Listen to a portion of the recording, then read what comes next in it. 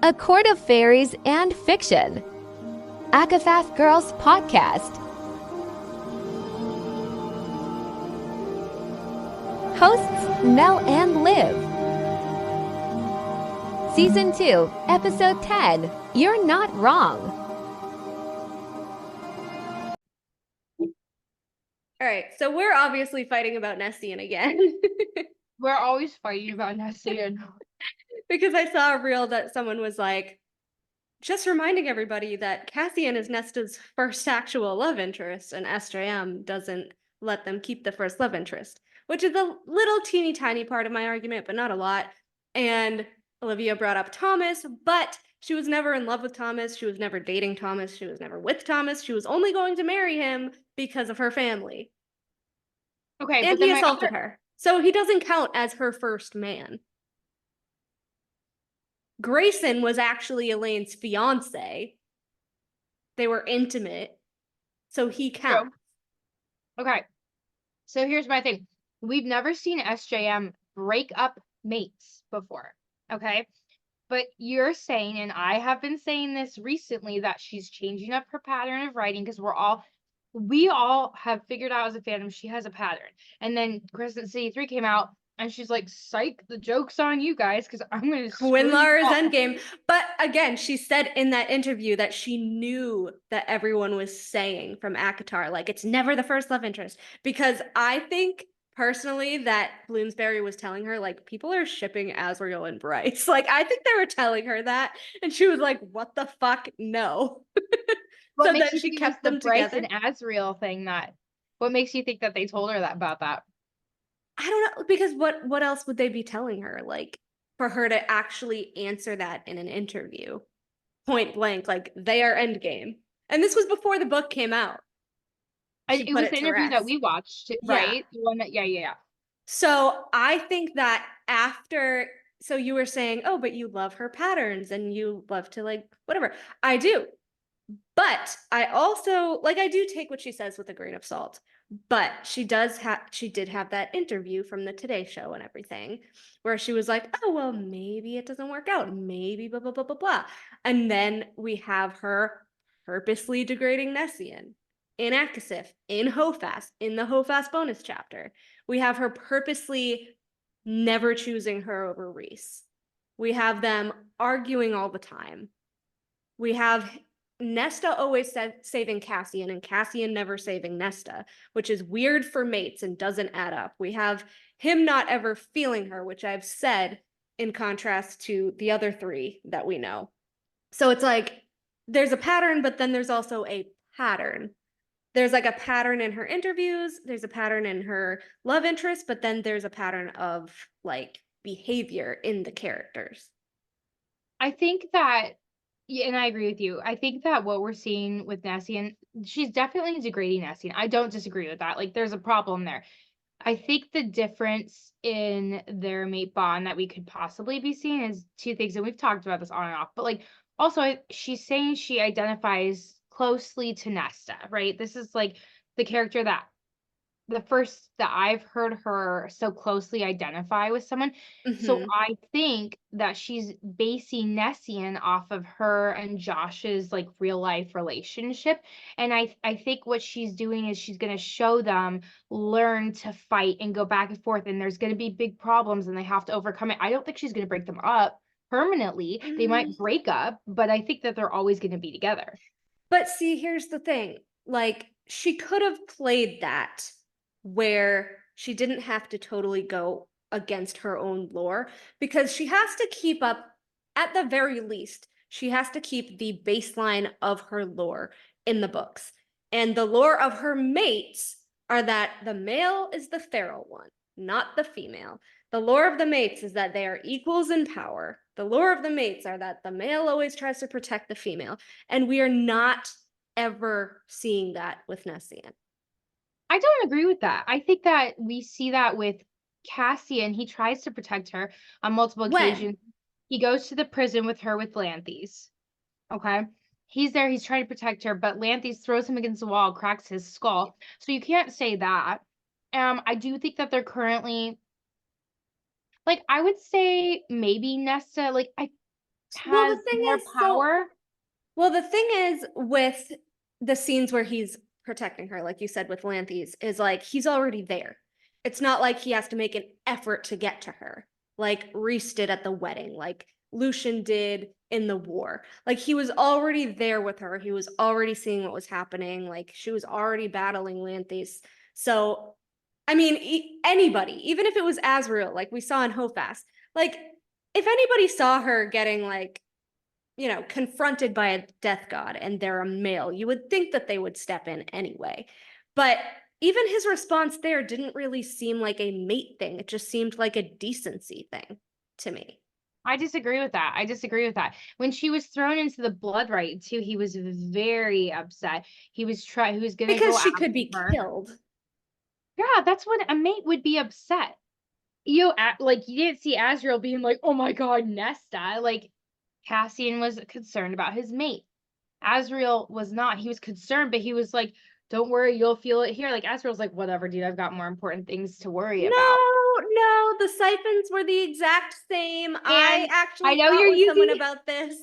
They I were know the that you're exact using same. that as a Gwenreal argument. I literally screenshotted the quote the other day because I was fighting with Rizzo about it and a couple other people, and they ignored the screenshot like I knew they would. But I will read it, but I'm telling you, I his think that siphons Gwenreal. were flaring the exact same as Cassian's. And actually, it also says in the same scene, it also says the minute that Cassian brought up Gwen and Emerie, it says that his shadows darkened, which we know happens when he's in a pissy mood. That's what happens with Azriel when he's angry. His shadows darken or they become like serpents ready to attack. That's what happens. So they were both, to me, equally upset. We're not going to see Azriel like verbally raging for two reasons. One, he's usually not the type to like verbally lash out. He's more of the quiet anger, like Feyre says, icy rage, icy exterior, all this. He's more the icy rage. And two, Cassian was already raging. So to me, Azriel is more of the, I mean, we know that he's older. Like he's more of the older brother where he's like, okay, I can't freak out right now because we already have someone freaking out right now. And we can't both be like out of our minds in a way. He's more of the strategist, which is why I thought personally SJM did that scene perfectly because it showed the difference between their personalities and it showed the difference between their rage and how they handle it. I don't know. I think that when it comes to your mate, you should be feral, and Azriel was not feral. But there's also the difference between mate bonds that are confirmed, snapped, known, and ones that are not yet. Because, like, Rhys claims that he knew, but we really don't know when he knew. He just claimed that he knew. But Feyre didn't know till ACOMAF, right? Right. And I mean, we know that it snapped for her under the mountain, but she wouldn't have known what it felt like because she had just been human, right? But Rhys knew what it felt like. So you know what it feels like when your mate bond snaps, which is kind of, I guess, another argument against Nessian because we never got any scene of Cassian snapping physically. But if it was snapped, that's the difference between the Nessian and the Gwenriel in that scene. But they were equally ragey. It was just Azriel being the strategist, being like, okay, you're raging. I'm going to be the bigger person right now, but we also have to focus on this mission that we were sent on because we cannot pull the girls out of the blood right. Because if we pull the girls out of the blood right, if we wanted to, they get killed because of it. That was the rule. Like if you pull someone from the blood right, you all get killed because it's like against everything. But that argument that you just made there goes also against Gwenriel because he's had plenty of one-on-one time with Gwen. And like, I used to be a Gwenriel fan up until lately. I'm like, well, I don't know if it's happening because he should know by now that there's his mate, right? Because no. but then your Nessian argument is debunked No, it's because of not. everything that you Because said. he was supposed to know that it was snapped already. By that scene, Cassian has said, like, why won't you just call me your mate? Why won't you just blah, blah? So snapped. it had snapped. snapped. Yeah. Yeah, it had So snapped. that's what I'm saying. Azrael's hasn't. So it should be a little different. But I'm trying. So what Reese's snap before that wedding, right? So Reese's snap Yeah. before that wedding. He went to I'm get trying to think Feyre. about Hunt and Bryce. I don't feel like we really saw like a snapping with them. Theirs was just more of like a modern day romance. And then when they got together, theirs was more the powers exchanging in the Ocean Queen's boat when she first teleports and like that's when they up were to like, the deck. how did we do that? And she was like, oh shit. Yeah. And then Rune was like, you're Fae mates. Like I consent you. You're Fae mates. Yeah. Yeah, so there was that. But I think that was a little different because Hunt was an angel. Yeah, I agree with that. I do agree with that. I don't. It's Crescent City 3, and we do not hear of Azrael hanging out with Gwen. Okay, whatsoever. But we also, which I love that you brought this up because this goes to my Vivian and Callias. How long had they fucking known each other and been best friends? Yeah, for a long time. Their entire lives. Yeah. It did not snap until their fucking wedding night. They had no idea until they were having sex on their wedding night. And it snapped. But that in and of itself, first of all, I think that was just SJM not paying attention to storyline, personal opinion. No, because I think it was Reese that says like it's individual. Like it depends on the couple when it snaps. And I'm pretty sure that, I don't know whether it was it Amren when she was talking about the bonds and ACOTAR? Either Amren or maybe Mor, but I think it might have been Amren who mentioned that like trauma can also fuck with when the mate bond snaps. Trauma can and we know that Azrael's hella fucking traumatized. Gwen is still trying to heal. So it would impact when their bond snaps. But then you have to take the same thing and apply it to Nessian. Yeah. Okay. But Cassian's not traumatized. Nesta was traumatized. So obviously their snap was not the same. No, but I'm not saying the snap isn't the same. I'm saying that when it happens isn't the same per people. Right. I would agree with that. So like at that moment, it was already not confirmed, but it was already basically said by Cassian that it had. Mm-hmm. But for Azrael, we know that it hasn't yet. I think personally that it snapped in that bonus chapter Wings of Ember. To me, when they're in the house in the room together, I think it snapped when they were fighting, and like Cassian and Silver Flames was like, I knew from the first time I met you, and Nesta even confirmed, she's like, I knew I love Cassian from the first time that I met him. I mean, it was instantaneous for both of them. So I think it's just weird to me though, because if you knew that she was your mate, why all of the fucking guessing in ACOTAR? Oh, I want a mate bond like you and Feyre's, Reese, or I'm holding out for this, Reese, or I just say that you're my mate, or I guessed that you're my mate. Like, why are you guessing if you can feel it?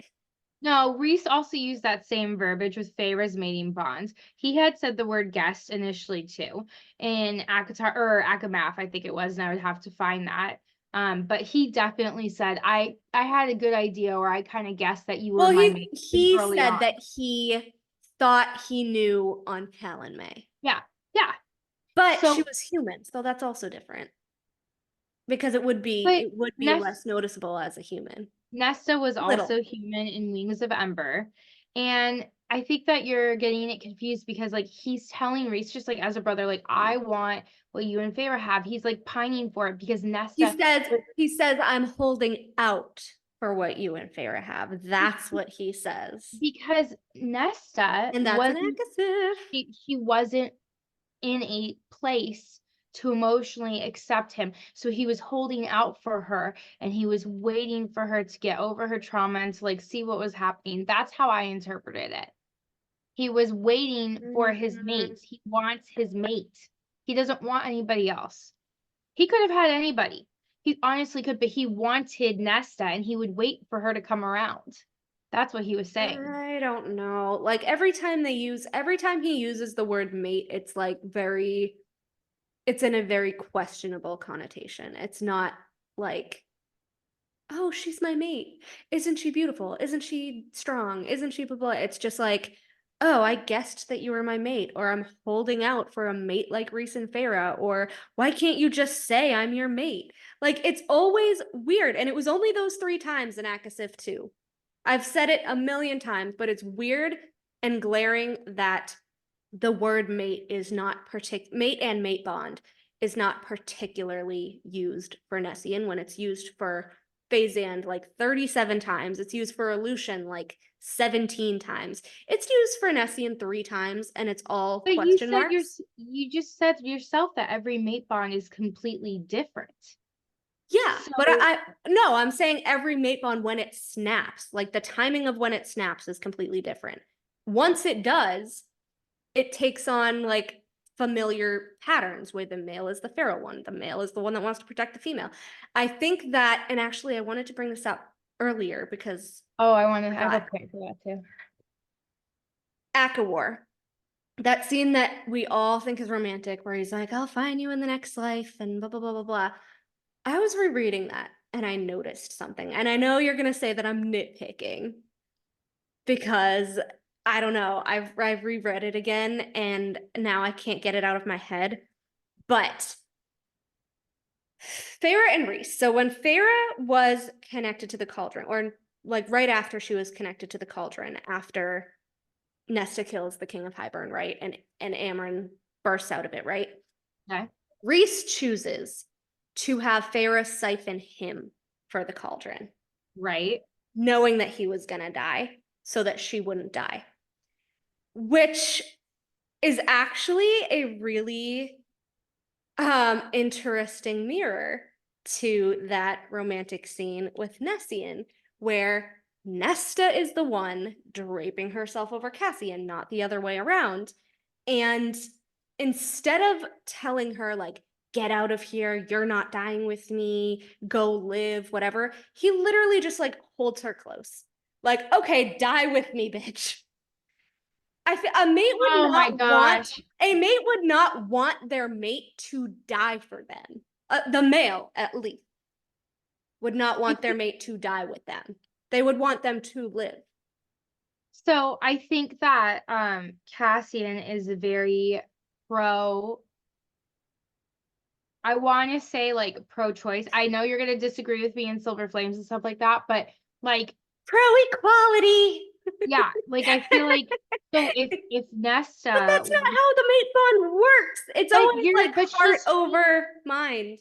No, you are basing everything off of Phasand. You're basing everything off of Phasand. I'm not basing it off of Phasand. I'm basing it off of Phasand, Rowaylan, Quinlar, all of them, even Elucien. Nessian is not like any of them. What has Lucien? I know Lucien would do this for Elaine in a second. Lucien lunged for Elaine as the guards dragged her toward the cauldron. Not the king, not Tamlin, lunged for Elaine. And it's said 3 times that he staggered toward her. He lunged for her as they were dragging her toward the cauldron. So she was human at that point too. And then he goes completely feral when Mor grabs her, remember? And he goes, get her back. And he's roaring, and Feyre's like, he's roaring, and Lucien's roars echoed through the chamber. So he went feral when they were hurting her because he thought that Rhys was going to harm her, Rhys was going to kill her, whatever, because they still thought he was the villain. Yeah. Again, where is this mentality with Nesta and Cassian? With Cassian to Nesta? It's not there. I'm wondering. Aside from the blood right, which... because he was probably thinking that people could catch her and probably rape her or something after her trauma. Which is okay. First of all, that's your personal opinion that you are putting onto Cassian. You're projecting that Why onto, why else would he be afraid for her in the blood right? Because people are gonna try to kill them. That because was the whole point. people are gonna try to kill them, but like Yeah. you can't be like, oh, he's just afraid she's gonna get raped, blah blah blah. Like That's the no, context. He's but afraid she's gonna get killed.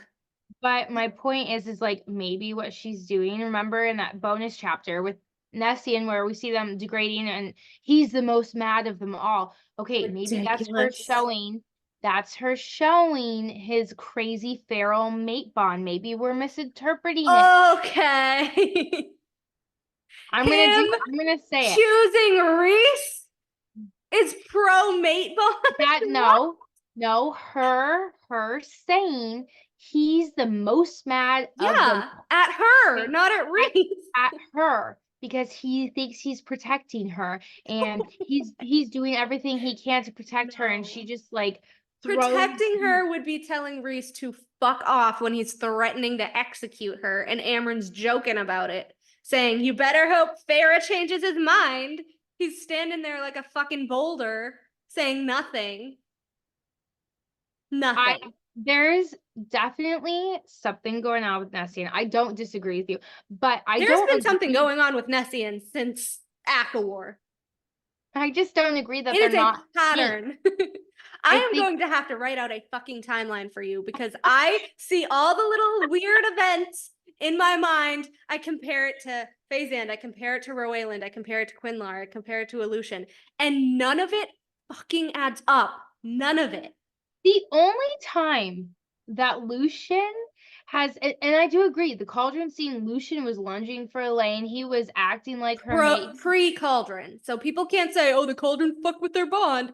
And they can't even say Reese fucked with their bond because he was also powerless in that scene. So I do not get people saying that shit. But anyways, go on.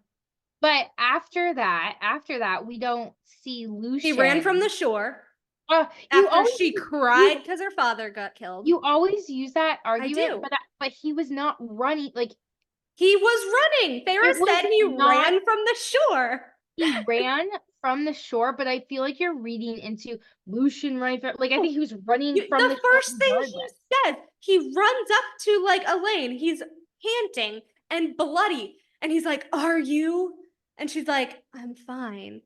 Because he was freaking out over his mate's distress. That was the first thing out of his mouth. Where is that with Cassian? I don't know, but I can tell you where it sure as hell isn't, and it's not with Cormac. So we could just R.I.P. Yeah. that Yeah, actually, that's a very good segue into what I next had to talk about.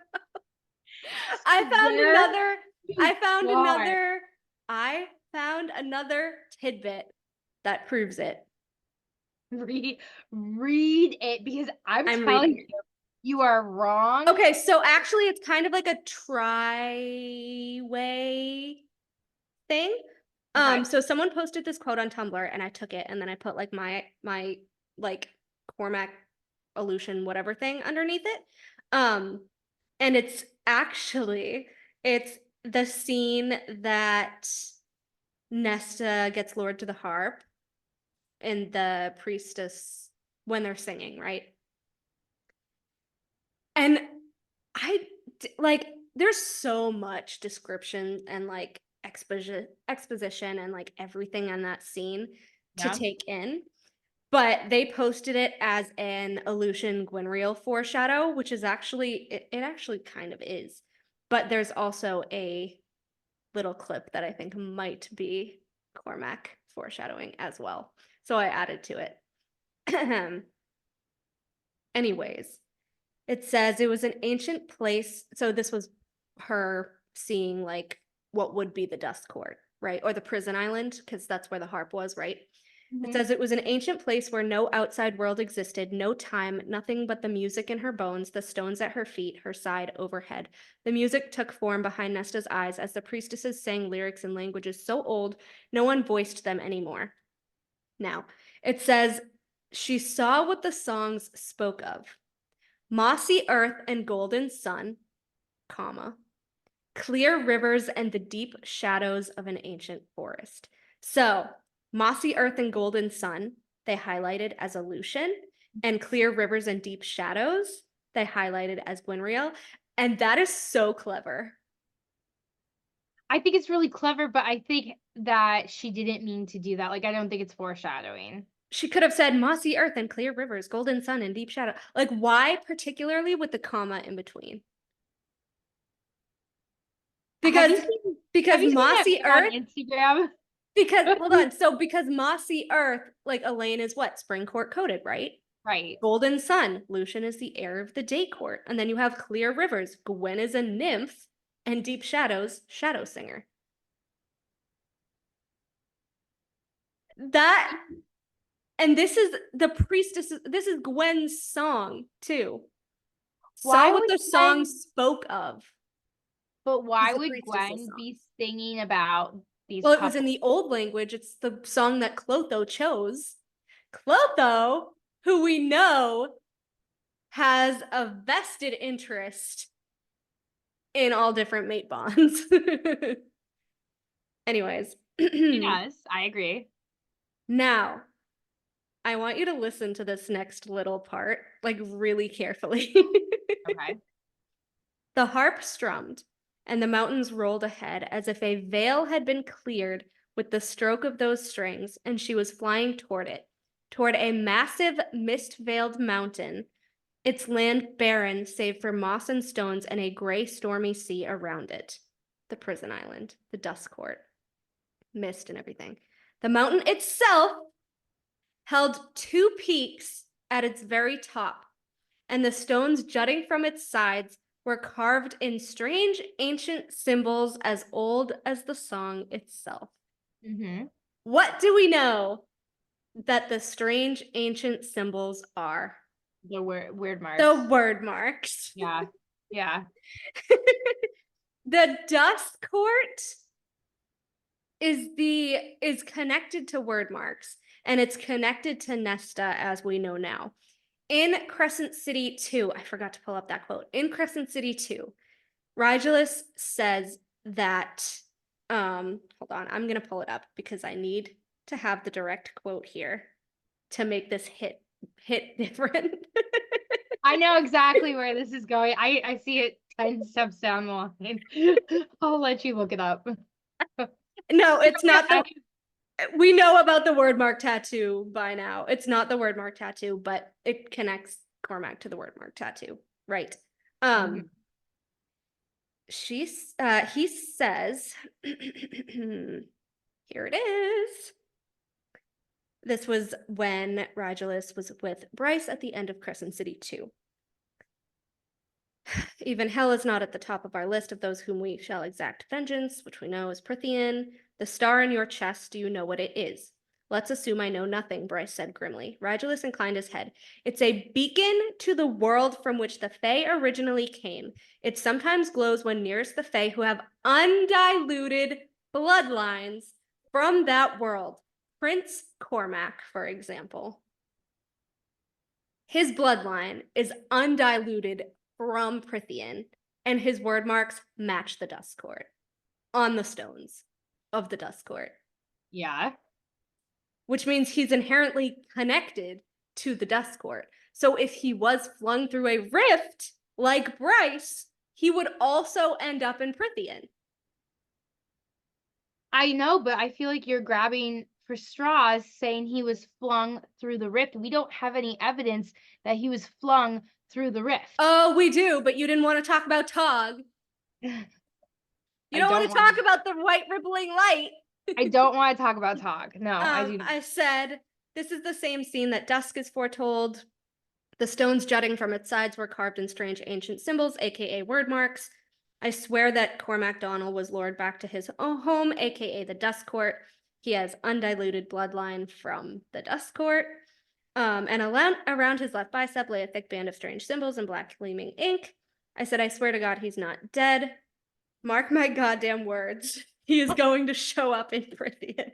I said, we even have that scene of possible foreshadowing with Selene explaining how her mother Thea was mated to Adis across worlds and realms.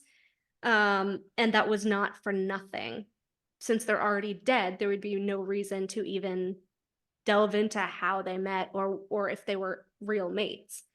And Cormac's prophecy of being with a princess with the star in her heart, which I've explained as if the 8-pointed star was stamped on her very heart, which was Nesta and ACOTAR. I mean, you do have a really well connected argument there. Like, I definitely think you've like backed it up really, really well.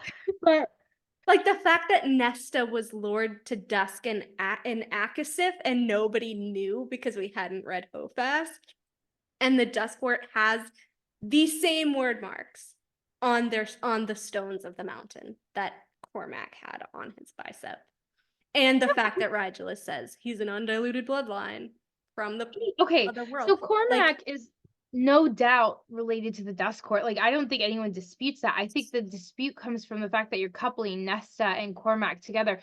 You can have because they're both connected to the court, and we have Cormac's prophecy. It's the prophecy.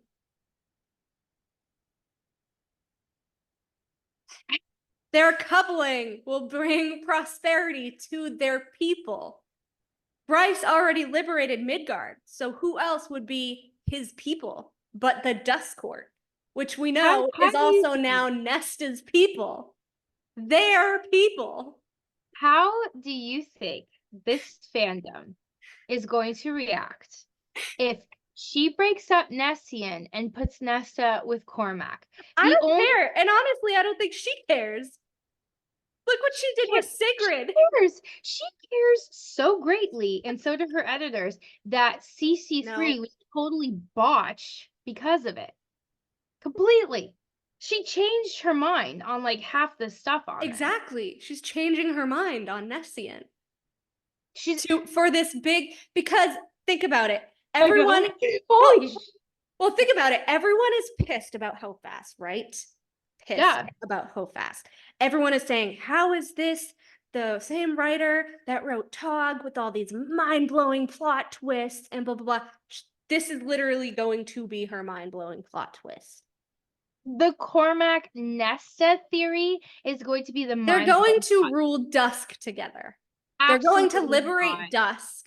Absolutely not. Yeah. That's not going to happen. Yeah. There's nothing to liberate people in the stone. I highly doubt. Why is she putting all these breadcrumbs then? Why? Why is she connecting both only Nesta and Cormac? I think that we're reading too far into it. I'm not.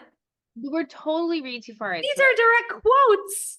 It's not like I'm just looking at context and twisting it. Like, these are direct quotes. You have direct quotes, but I think that you're making a correlation there that's not there.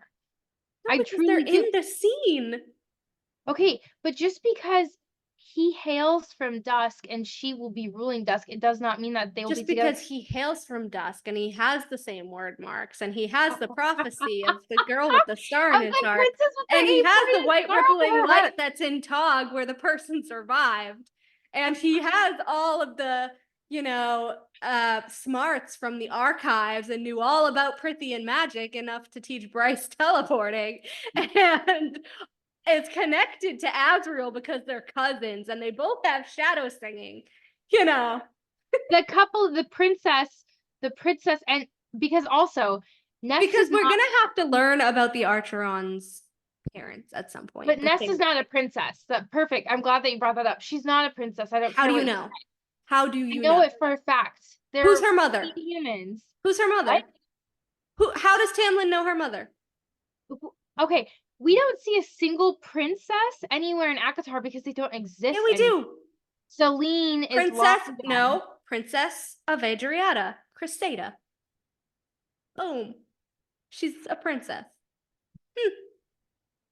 Yeah. Prince and Princess of Adriata. Is she? You know what? Her and Varian. Yep. So there are princesses. And if Nesta is supposed to be a queen, that would make her right now a princess.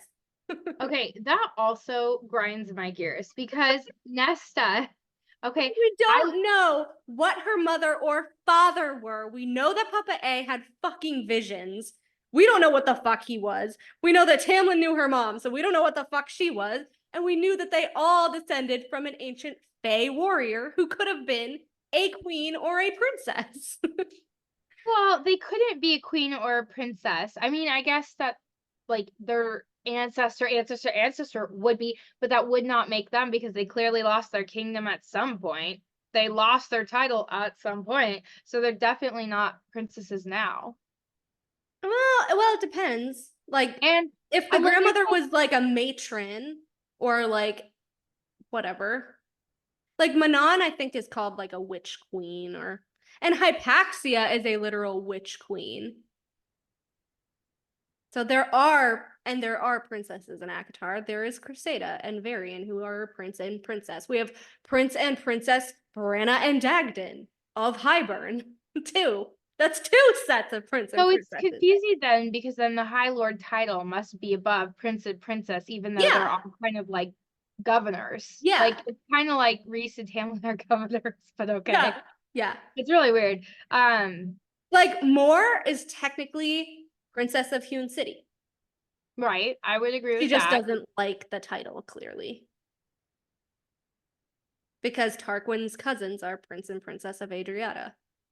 So then how is Nesta going to be a queen if we don't have a queen anywhere in the books? You know what I mean? Like, because Dusk doesn't exist yet. She's the one that's going to liberate it. So then she's going to just ascend to being a queen. why would Dusk have a queen and not a high lady? Because it did before. Like, technically, it's going to be High Lady. But before the courts were made, it was queen. So technically, because Lucien even says, I think it's Lucien in book 1, he even explains to Pharaoh, like, oh, the High Lords, they're like kings or whatever, right? He says they're like kings, but they just call themselves High Lords, I guess. So technically, a High Lady would be a queen. Yeah. I don't know. I don't know. There's so much. Why would there be this much in quotes, in scenes, connections? The fact that we again did not see his soul when everyone else's was there. I'm telling you. I swear to God.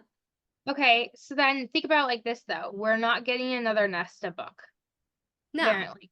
No, like I said, I think it's going to be Gwynreal, and I think there's going to be the whole side plot of maybe Dusk and the Valkyries and all of that stuff. So, okay, so if you go down that road of thought, no, let me finish. No, let me finish. Nesta's not getting her own book. So if you're going to kill off Cassian or make them not mates, okay, that's not a side plot. That's a main plot. So she would have to get her own book for that. And that's not happening. No, because I think you can roll over plots into other books, like the Koshi War. I think that he's going to be a multi-book villain. So why can't Nesta's continuing arc be a multi-book arc? It can't. It would take up too much page space because we also have 3 or 4 other couples who have not been explored, and we have a lot of story left to tell about them. Yeah, but I mean, she's going to have to incorporate the huge Dusk storyline anyway. She already has to finish that. She started it. I don't know how she's going to. So, like, she already has to do that. Unless we just haven't had her contracted for more books, which might be the case. She did say in an interview, like, oh, I'm contracted right now for 3 more, but let's be honest, it's going to be a lot more than that. Right, so we could very well get a whole Nesta Dusk Cormac book. I want because, you to okay, know. So think of this, right? We got the Koshi War, right? In the contracted books. Yeah. In one of them, I'd probably say closer to the beginning of the Koshi War, maybe, Cassian dies. It gives her 2.5 books to grieve, which between the books, we know that some time passes too. And then she's chosen to rule Dusk, right? And she kind of has the responsibility now She can't really let people down anymore. She can't really just live for herself. She kind of has no choice but to get the fuck up. Because that's how Nesta rolls, which according to you, that's what the hike was. So she's going to have to get the fuck up. I think what would be a good twist, and I think I've mentioned this before, I think that in lieu of like Cassian's entire memory not going away or whatever, I think perhaps she's pregnant with Cassian's child. And so then she has to kind of take care of herself. That would force her to take care of herself for her child. Because even for, as we see in Hofast, even with Nyx, like Nyx drew her out of the mask and he's not even her child. Yeah. She like loves children. So I think if she was pregnant, that would be a way for her to, you know, get up, continue, try to build a legacy in Dusk for her kids. I agree with that. And again, I think I might have said this on air, but I don't remember. And I think it would be a good nod to like Celine if she had twins, because it would be like Celine and Celine and Helena. Right? I think we all want to see Nessian twins. I do. So I think that if he dies and we know that SJM said there'll be a lot more babies or whatever, I do think that she will have his child to kind of remember him by anyway. So we will have like a Cassian legacy character. Yeah. I mean, I don't disagree with how she's like teeing up Cassian. Like I do agree with what you say. Like, I mean, she is kind of teeing him up to die, which is unfortunate for me, but I see a lot of people saying that now, and I'm like, I knew it. Yeah, you're the first one to call it out. Just like I'm the first one to call out Cormac. I mark my goddamn fucking words. Mark my goddamn you will be the first person I call when I'm reading that book. And like if Nesta and Cormac, I will be like, I will admit my wrong. I will like atone for my sins against you. Okay, but it has to have some Nesta plot in it anyway. We can't just get an entire Gwynriel book and you be like, hey, they're not in the book, because it wasn't a Nesta book. So there you go. I want you to prepare yourself that we might not get Cassian's death for like a couple of books. I know. And you should know that. I know you keep telling, but you keep telling her, you're like, it's gonna happen early. It's gonna happen in the next.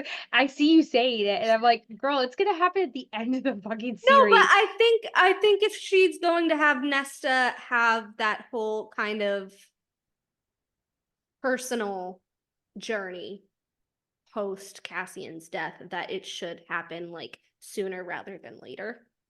Because I did not like how she wrote Feyre's, how literally just moving to the Night Court made her better. I hated that. So I feel like if Cassian dies like toward the end of the second book or whatever, and then she's just like, fine, by the third book, that would be weird. Like she does have to have some sort of grieving process. I see what I see happening is like she's gonna let them, which I guess where we ended off with Cassian doesn't really lend to what I'm gonna say, but like I feel like I see her having them fight for a book, you know, and then grow together, and then for one or two books, everything's fine. Nesta's healed. We're getting pregnant. We're fighting Koshi, and then because she's healed and then she's strong, then he's gonna die. I don't see it. I mean, I do feel like that would be a good way to write it too. Like, I feel like maybe I kind of don't. I guess this leans to you, but I kind of don't want him to die when they're fighting. Yeah. Like I want them to be in like kind of a good space, but not like, oh my God, everything's perfect. And then everything comes crashing down again on Nesta. I kind of want them to be in just like this like limbo sort of like they made up, but they're not super like in love, but they don't hate each other, kind of like in this limbo. And I'm telling you, I've told you this like 5 times, when he's dying, if Nesta is in the scene when he dies, his fucking dying words are gonna be "I love you." Because Yeah, he's never I said see it. that. Because I he's see never it. said it. I know. I see it. I don't know, but then I think back to the interview. So that we go back and forth. The Facebook post that she had where it was like she's talking about the endgame couple. She was talking about Faizan and where they would vacation. And then she was talking about Lucien, and Lucien would go to the English countryside. And then she was talking about Nessian, and Nessian would go to a tropical island because we all know they'd want to bang it out. So to me though, that also shows where her mind is that they're staying together. So we have Faizan, we have Nessian, we got Elucien. But that was a pre-ACOTAR interview. It was a pre-ACOTAR interview. So I don't think she's going to spoil what happens after ACOTAR.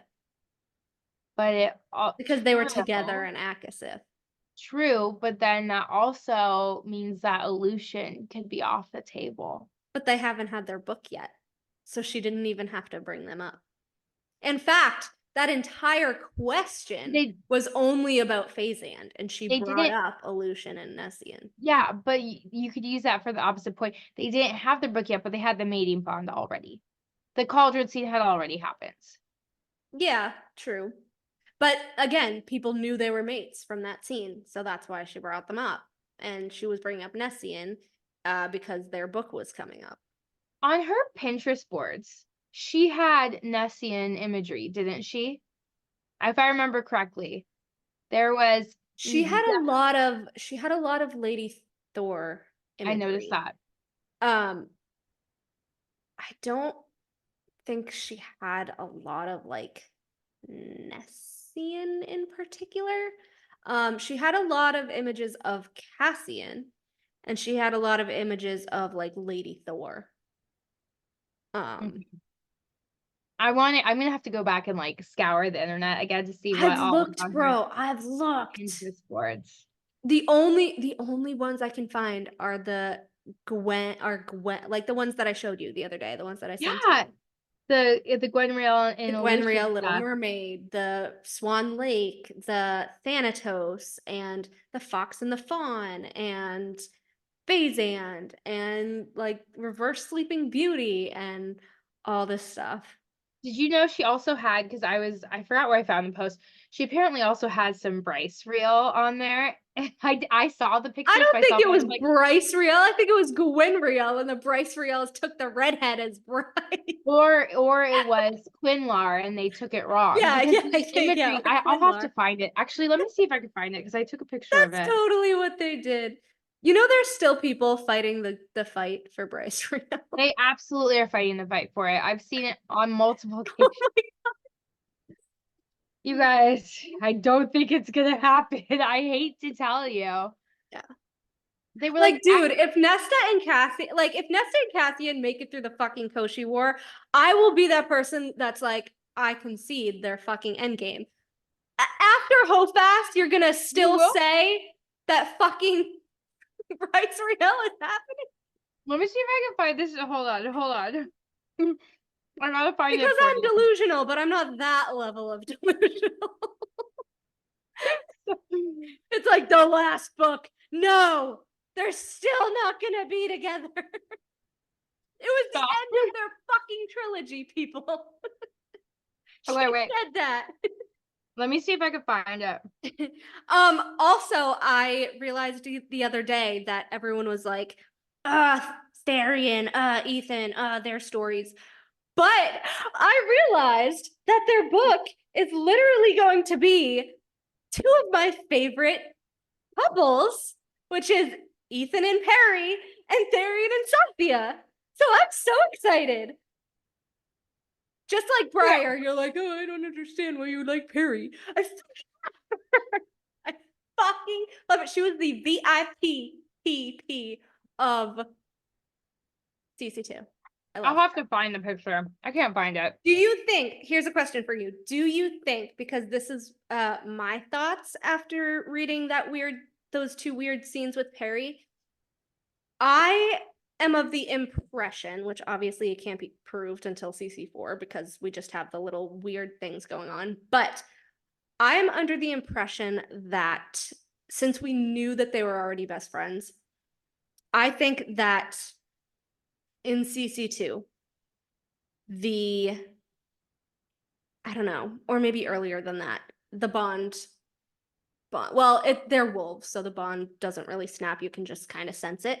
I think Perry felt the mate bond. I think that she had been taking suppressants because she knew that he really wasn't in the mind space to deal with that. Like, he lost his entire fucking family.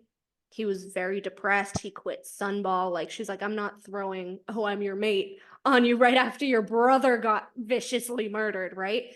And then we have CC3 and the Asteri War, and he's still trying to heal, and then he's fucking everything up, and he's super depressed. And she's like, well, I can't tell him now either. I'm gonna keep taking the suppressants. Because if you remember when he gives her the antidote, right? That is like the first time that she is, I would say, unsuppressed, right? And he says, like, she didn't smell like an Omega anymore.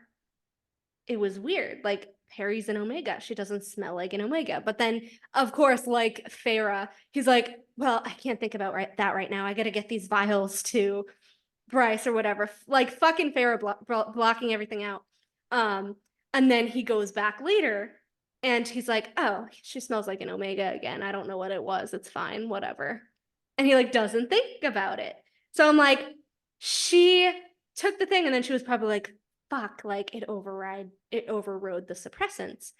And she took more because she still didn't want to stress him out after all the war stuff. And now he's prime and now he's still stressed. So I feel like this poor girl is like, I love him and he's my best friend and my mate, but like, hell if I put more fucking stress on him right now. Oh, I love that. I actually really like that theory that she's like, I mean, I also am like equally parts like frustrated by that because if there's anything that poor Ethan needs, he needs a best friend I and know. a But girlfriend. like I understand, like, as his best friend, if you're like seeing everything that happened in his life, just one after the other, after the other, after the other, you wouldn't really want to pile on like another huge thing. You right? wouldn't want to pile it on, but at the same time, like, it's also not your responsibility to like gatekeep when you tell crucial information to people. That's like one of my biggest I pet peeves. know. That's You know why what I I mean? was like, It's like when people But- think that like they can control the flow of crucial information, I'm like, get the heck out of here. Like, but see, I shouldn't be think doing this is exactly why in Crescent City 2, like, she's supposed to be an Omega, and like Amelie was what, a Beta, right? Her sister's a Beta, and could have easily pulled rank and bossed her around, or you would think she could. All of the wolves left. And I think there's even a scene where Amelie's like, let's go, Perry, or whatever. And she stays for Ethan in the fucking shack. And that's when I fucking loved her. And that's when I was like, What book was that?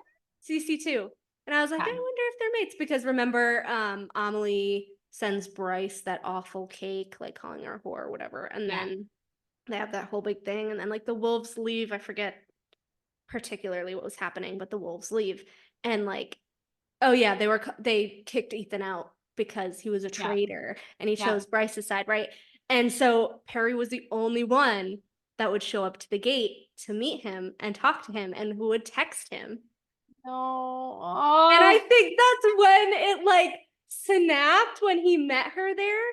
And I don't know, or maybe it happened even before CC2 and she's just been taking the suppressants and everything. But the fact that he was like, she doesn't smell like an Omega anymore, which would make a whole lot of sense if she was his mate, because now that he's the prime, she would technically be like the prime's consort. She wouldn't be that little Omega at the bottom of the pack.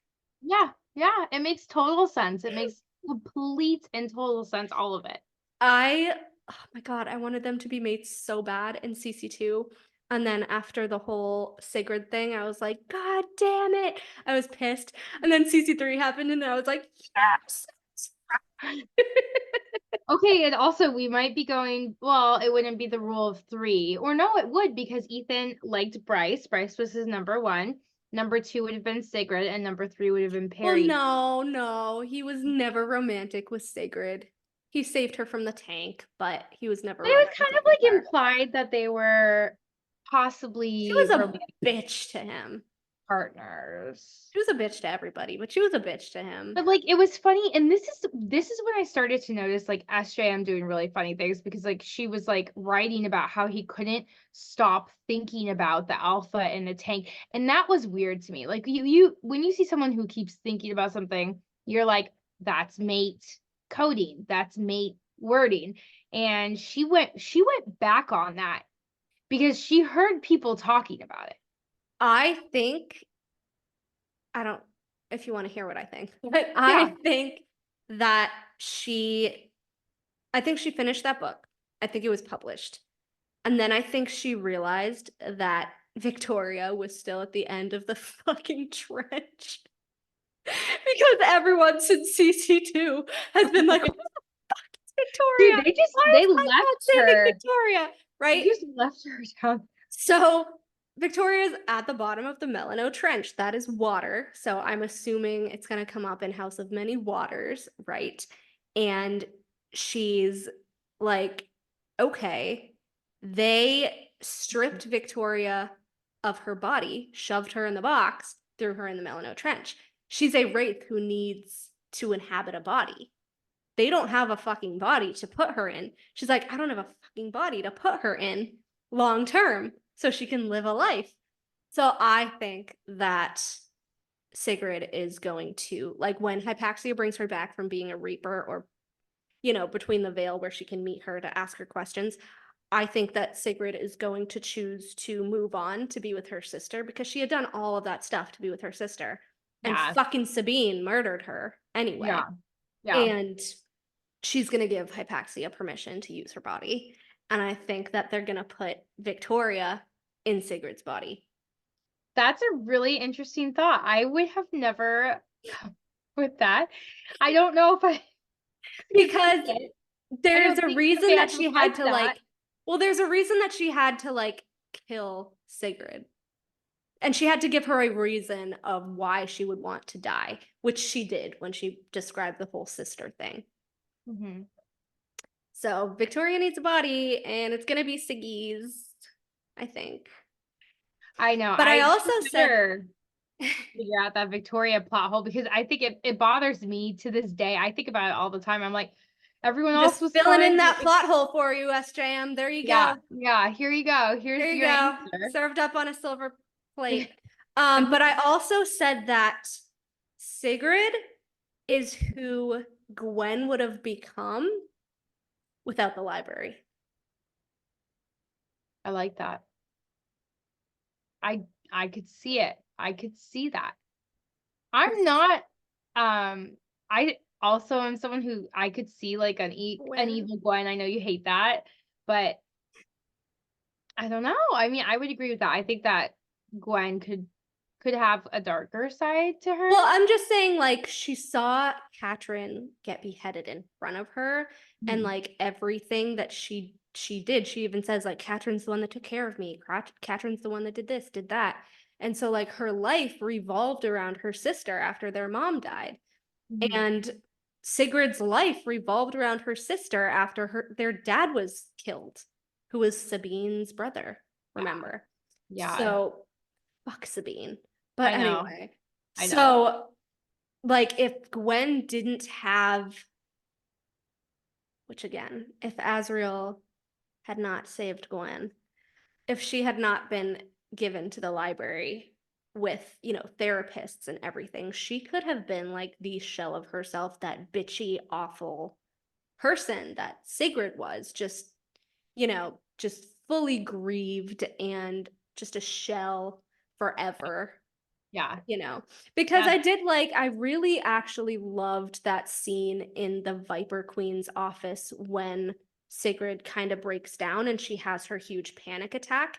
because she's like, I'm gonna be trapped in here, trapped. Do you remember that? Mhm. Because of the tank or whatever, she was freaking out about being trapped in the little office for the night. And like Ethan was trying to calm her down or whatever, but like she was like sobbing. So yeah, I feel like if Gwen didn't have those therapists and stuff, she could have been a Sigrid. And I think it just goes to show that like if you have someone helping you heal versus if you don't, There you go. The you know. entire underlying plot of the ACOTAR and Throne of Glass series is, do you have In help Crescent City. in Crescent City? Do you have family? Do you have help or somebody who will help you heal? Yeah. That's like the whole point of the mate bond, in my Yeah. opinion. Part of it Yeah. is because you see Reese heal Feyre, you Mhm. see Cassian heal Nesta in a way, and I think we're Because gonna see Lucien heal Elaine. yeah.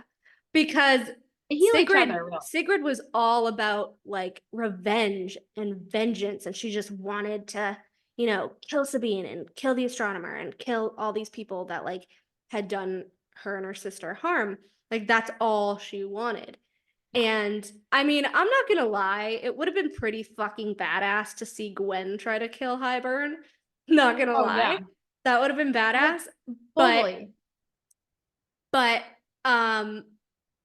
that's when we think back and it just, again, I'm not going to go into Gwenriel, but then it just kind of comes back and connects her to Asriel, saving her, bringing her to him and Mor bringing her to the library with the therapists, and Asriel's knife being the one to kill Highburn. So that's kind of the little thing there, which then leads into Asriel, having a crush on Elaine, who used the knife to kill Highburn, and then Gwen saying, you killed him with the Shadow Singer's knife. And so it's all these little tiny connections, even cross series, where we can make kind of these mirrors of the characters and say like, okay, well, if this hadn't happened, then this person would have been like this person. And I just think that's really fun.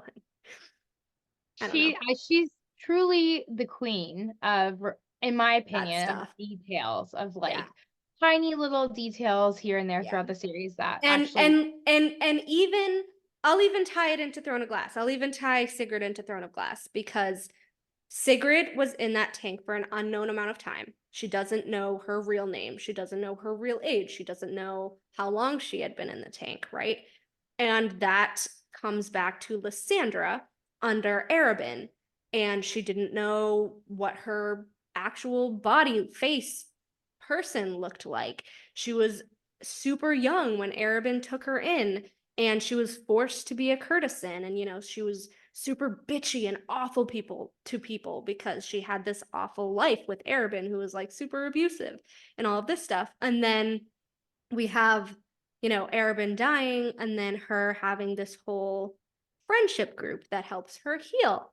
And so Lysandra's kind of right in the middle of the two in the spectrum, because we have the one that never got to heal, that hated everybody, wanted vengeance. We have the one that was super broken, started off bitchy, and then had the friends that helped her heal. And then we have the one that was always just grieved and never bitchy because she always had somebody to help her.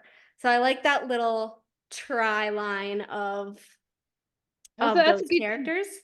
yeah, that's a really good connection between those three characters. I really like that, actually. I feel like I need some fan art of those three. Of those three, yeah, like Sigrid, like next to each Lysandra, and other. Gwen. Yeah, I really like that. I like that, like how you drew that connection between Because them. I feel like they're three characters that nobody would ever connect.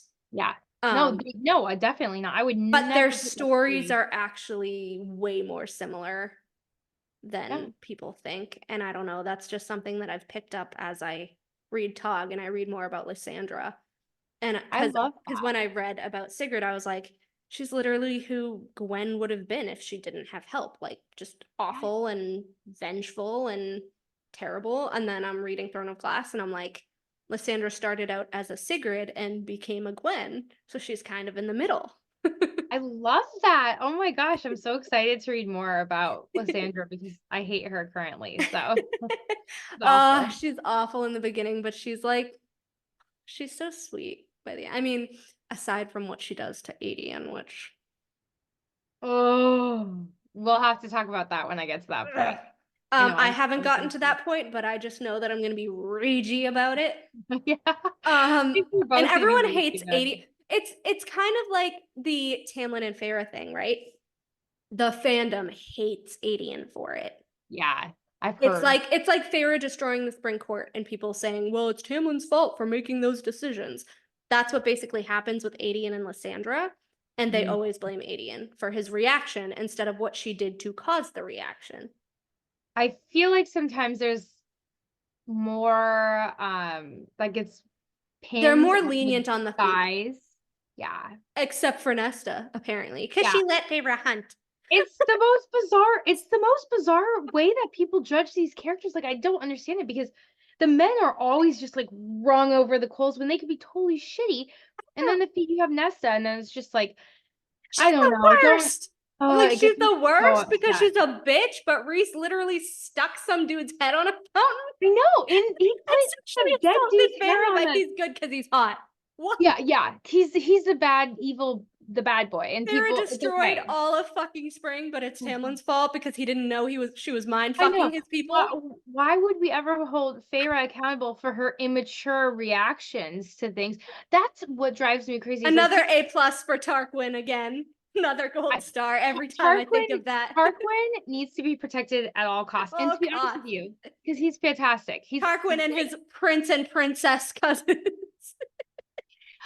I am here for a Tarquin Gwen mate bond. I have seen that lately on the internet. I love it. I love it because he's the High Lord of the Sea. She has the only people that want them together are like, they both have water powers. But what else is there? But he's so kind and he's so stable and he's so calm and he wants equality. And he would be such a healing personality, even more for Gwen. Yeah, but she already had to move courts once. She's going to move courts again. Is that seriously your biggest gripe for Gwen when you're talking about barely leave the library? She can barely leave the library, so she's going to leave her entire court where she healed. She's gonna embrace all of her priestesses at her temple. Oh, please, come on. You would rather have Cassia killed when Nessa's already been through hell? I mean, come on. Moving courts is not a big thing. It is for Gwen with her trauma. Oh, it's not for Gwen. You're giving her such a disservice. Not? Yes. She even says that when Nesta has her mating ceremony, which again hasn't happened yet, she said she doesn't know if she'll be able to leave the library for it. They all need to heal. It's part of Gwen's healing journey. Let her heal. Let her go to the summer. She's not a traveler, though. She's not like Elaine. Elaine's the traveler. She would thrive in the summer court, and she would thrive being Tarquin's mate. I'm just gonna throw that out there. That is my ship. I want those two together so bad. I think Tarquin would do better with the Lesser Fae if he's the one that's doing the Lesser Fae initiative. I want him to be mated to like a lesser fae from his court. I like that idea too. I'm not opposed to that. Because what's the point of him being mated to another mostly high fae if he's the one that started the entire equality initiative? But so did Rhysand, so. No, he did not. No, he did not. That's why he said he liked Tarquin. It was because he was the only other high lord. But let's still let the females in Illyria get clipped. Let's still keep all of the female dreamers in Hume That's City. The reader's perspective. Okay, all right. Well, this is to be discussed. To be determined. Rhys doesn't do shit for his. He only cares about the high fae in Valaris, and that is it. I mean, I'm not necessarily disagreeing, so we'll see how that goes. But not even Mor cares about the other females in Hume City, which I think is even worse. Mor doesn't care about anybody but herself. I know. Let's be real. Yeah, Mor super selfish, but I've said this before, but I think the only person that I think would be good for Mor, simply because I think she could fucking tame her, and like, keep her in line would be Hypaxia. I could totally see that. I actually really like that pairing. And I want them to be together now. That's a really good ship, Melanie. Okay, I'm mad that we didn't film that. But anyways, guys, we're talking about how I absolutely hate the Emerie ship, and I really want her with Balthazar, and I found someone on Tumblr that had this whole list, and I had a whole list, and I'm not going to go over it again. But I was basically saying that one of my points was that Balthazar saving Emerie with Nesta is a mirror to Az saving Gwen with Mor. And I was very upset that Emerie was unconscious during the whole cave scene because she's the one that introduced Nesta to the Sel and Drake novels. And you can't tell me she wouldn't have been all over that boy. Even Nesta was like, that. Oh, the dark windswept hair. And like, I was like, Balthazar, you got it. Like, she was so cautious, but she was also like, the male more interested in politics than killing. I'm like, Nesta. That's your BFF's boy.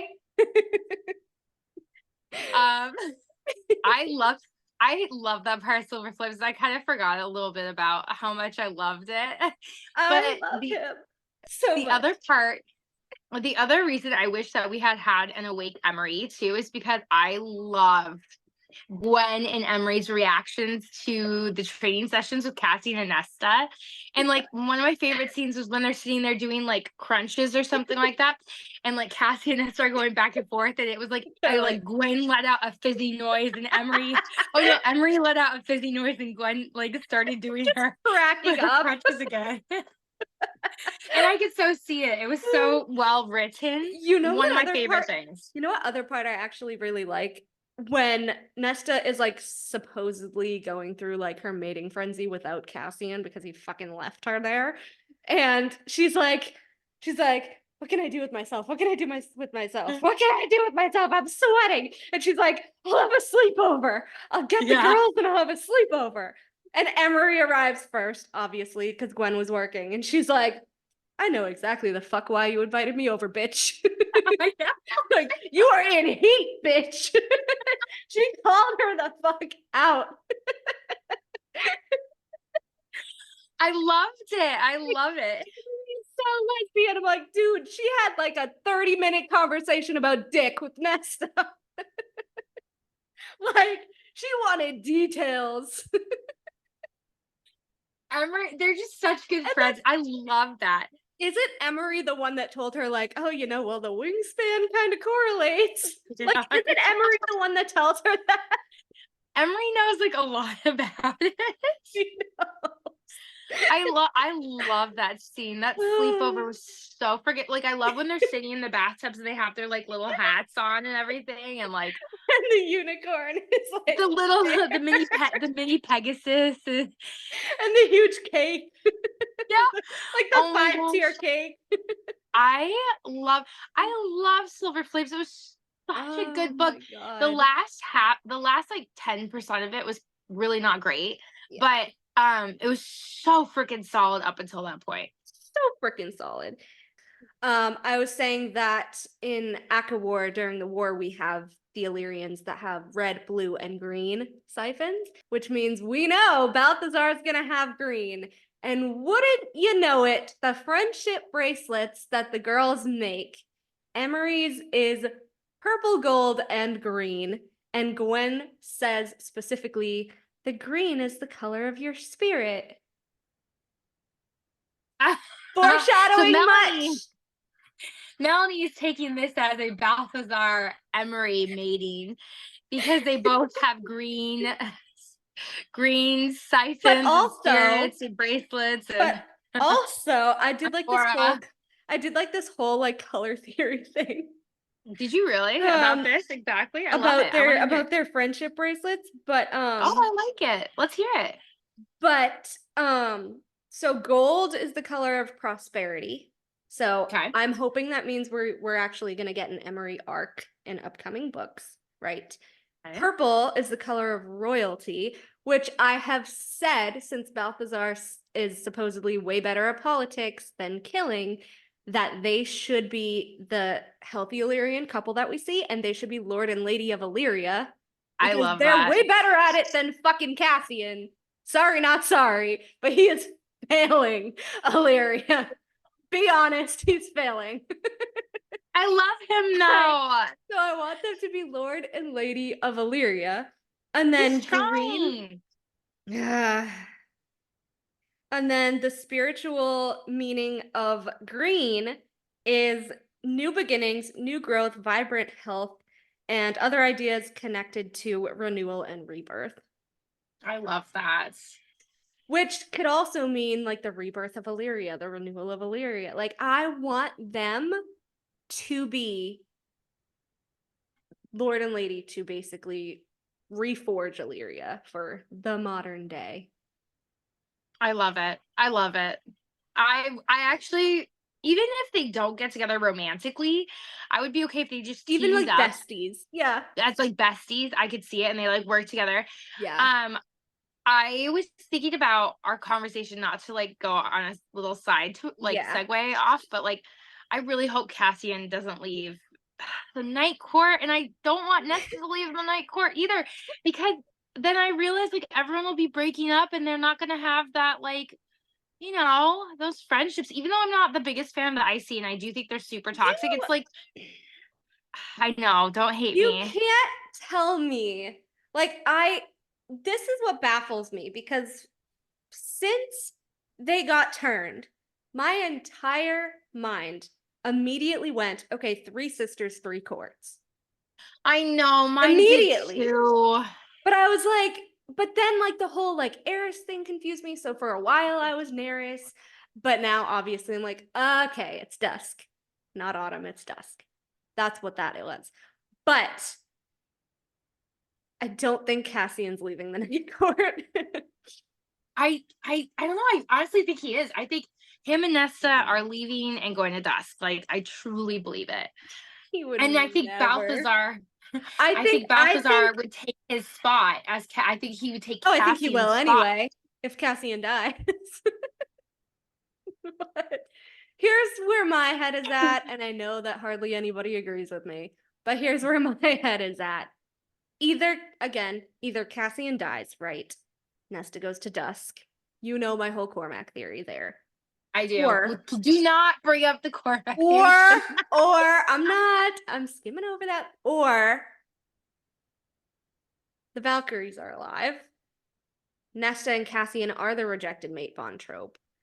And Cassian gets back together with Tanwyn, and then Nesta gets together with Cormac. But I do, and I'm not going to say that I absolutely hate them as characters, because obviously I love Nesta, and I actually love Cassian as an individual character. I just don't like him as her mate. I would like their breakup or rejection to be amicable. Yeah. Eventually, anyway. Oh my gosh. I am truly terrified of that. Because I know everyone is referencing that time or that Today Show interview where she's like, you know, some people may reject a bond. And I just honestly do not see her saying that if it was going to be the obvious. I don't. Because she's not one.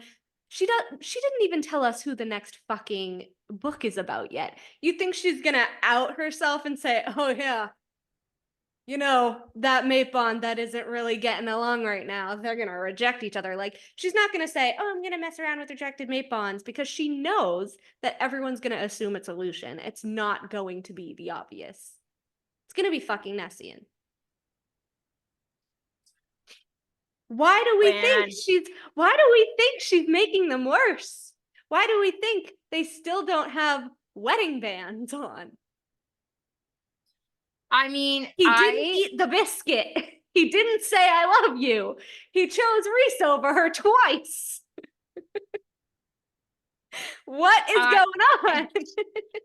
I do not, for everyone who listens, for our few, loyal listeners, I do not want this to happen. Like, it makes me sick to my stomach. But you have some really valid points. It makes a lot of sense because, like, I mean, it was just so weird that she fixes everyone, Reese and Nesta in Silver Flames. Everything was fixed. We were like on the road to a happy ending. Fixed. Okay, like everyone was like getting along. It was amicable. There's no fighting. And then we come to, yeah, they were. I think Reese was just happy to be fucking alive in that moment, honestly. No, it was way more than that. Don't cut him down in that term. It was he had his baby and his mate, and there you go. So, emotions. Emotions, but I will only kneel for my crown and my people. Proceeds to kneel for Farah. Proceeds to kneel for Nesta. Nesta say Farah. So I mean, he kneeled, and you need to give him credit for that. You know, that's a big deal. But, and then immediately forgot who saved his fucking life. Well, that's what I'm like. Aelin, Nesta. Is she doing? What is she doing? She's breaking up Nessian. What? I'm sorry. What? I'm so excited. I'm not excited. But then also I don't know if she is, and I don't think so, because when they were in the cave, Azriel turns to Nesta. This is why I question that the mating ceremony might have happened. And he was like, having babies and people that you love. So it could have happened based off of what Azriel said. She can still have his babies and be broken up with him. But do you see what I'm saying? Like, he wouldn't be saying that if the mating ceremony didn't occur. Do you know what I mean? Like, that's like way too advanced, like, or far down the road. We know that Azriel is not the best at relationship stuff. He regifted the necklace and he thought it was sweet. So him asking about babies is probably not registering to him as only a post-mating ceremony thing. I think it is, honestly. I mean, him and Cassian are both bastards, so. No, that's a horrible argument for that. That's not even, he wouldn't say that if the mating ceremony hasn't already occurred. And that's why I was like, okay, I don't think so. If it's planned, I feel like he would. I feel like she might have just postponed it. Or what they could be fighting about is the whole baby thing, and that's why Azriel was bringing it up, is because, and Cassian's the most pissed at her. Cassian is like ready to have a baby when in Silver Flames he wasn't, and Nesta's the one that's maybe like, let's pump the brakes, let's, you know. Oh, of course he is. Now that Reese has one, I have to have one. Cassian has his own brain to make his own decisions. Do not say that, okay? Okay. But so I think that the mating ceremony might have happened based off that. Like, Nesta was like contemplating it. She was like, but Pharaoh was such a good mom, and I don't think I'd be a good mom. Like, she was like legit contemplating it. You think she would say, so instead of encouraging her, you're gonna be pissed at her? That's really gonna make her want to have a child with you.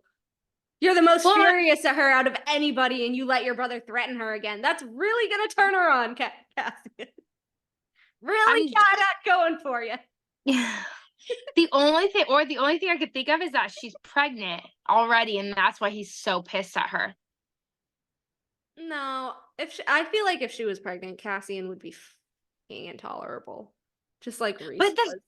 But he would have followed her to that cave. He would have been there. And that's what's so weird is he didn't even follow her. He let her go do her own thing. So that would another case of him not feeling her distress.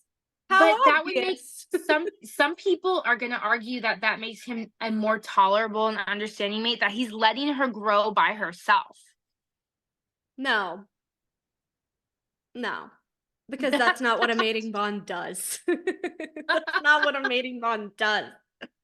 Like, no. Reese is literally like, oh yeah, we're all overprotective and stuff. Meanwhile, Cassian's like, wait, why did she pass out after a week of not eating? Wait, why is she in a cave? Where did she go?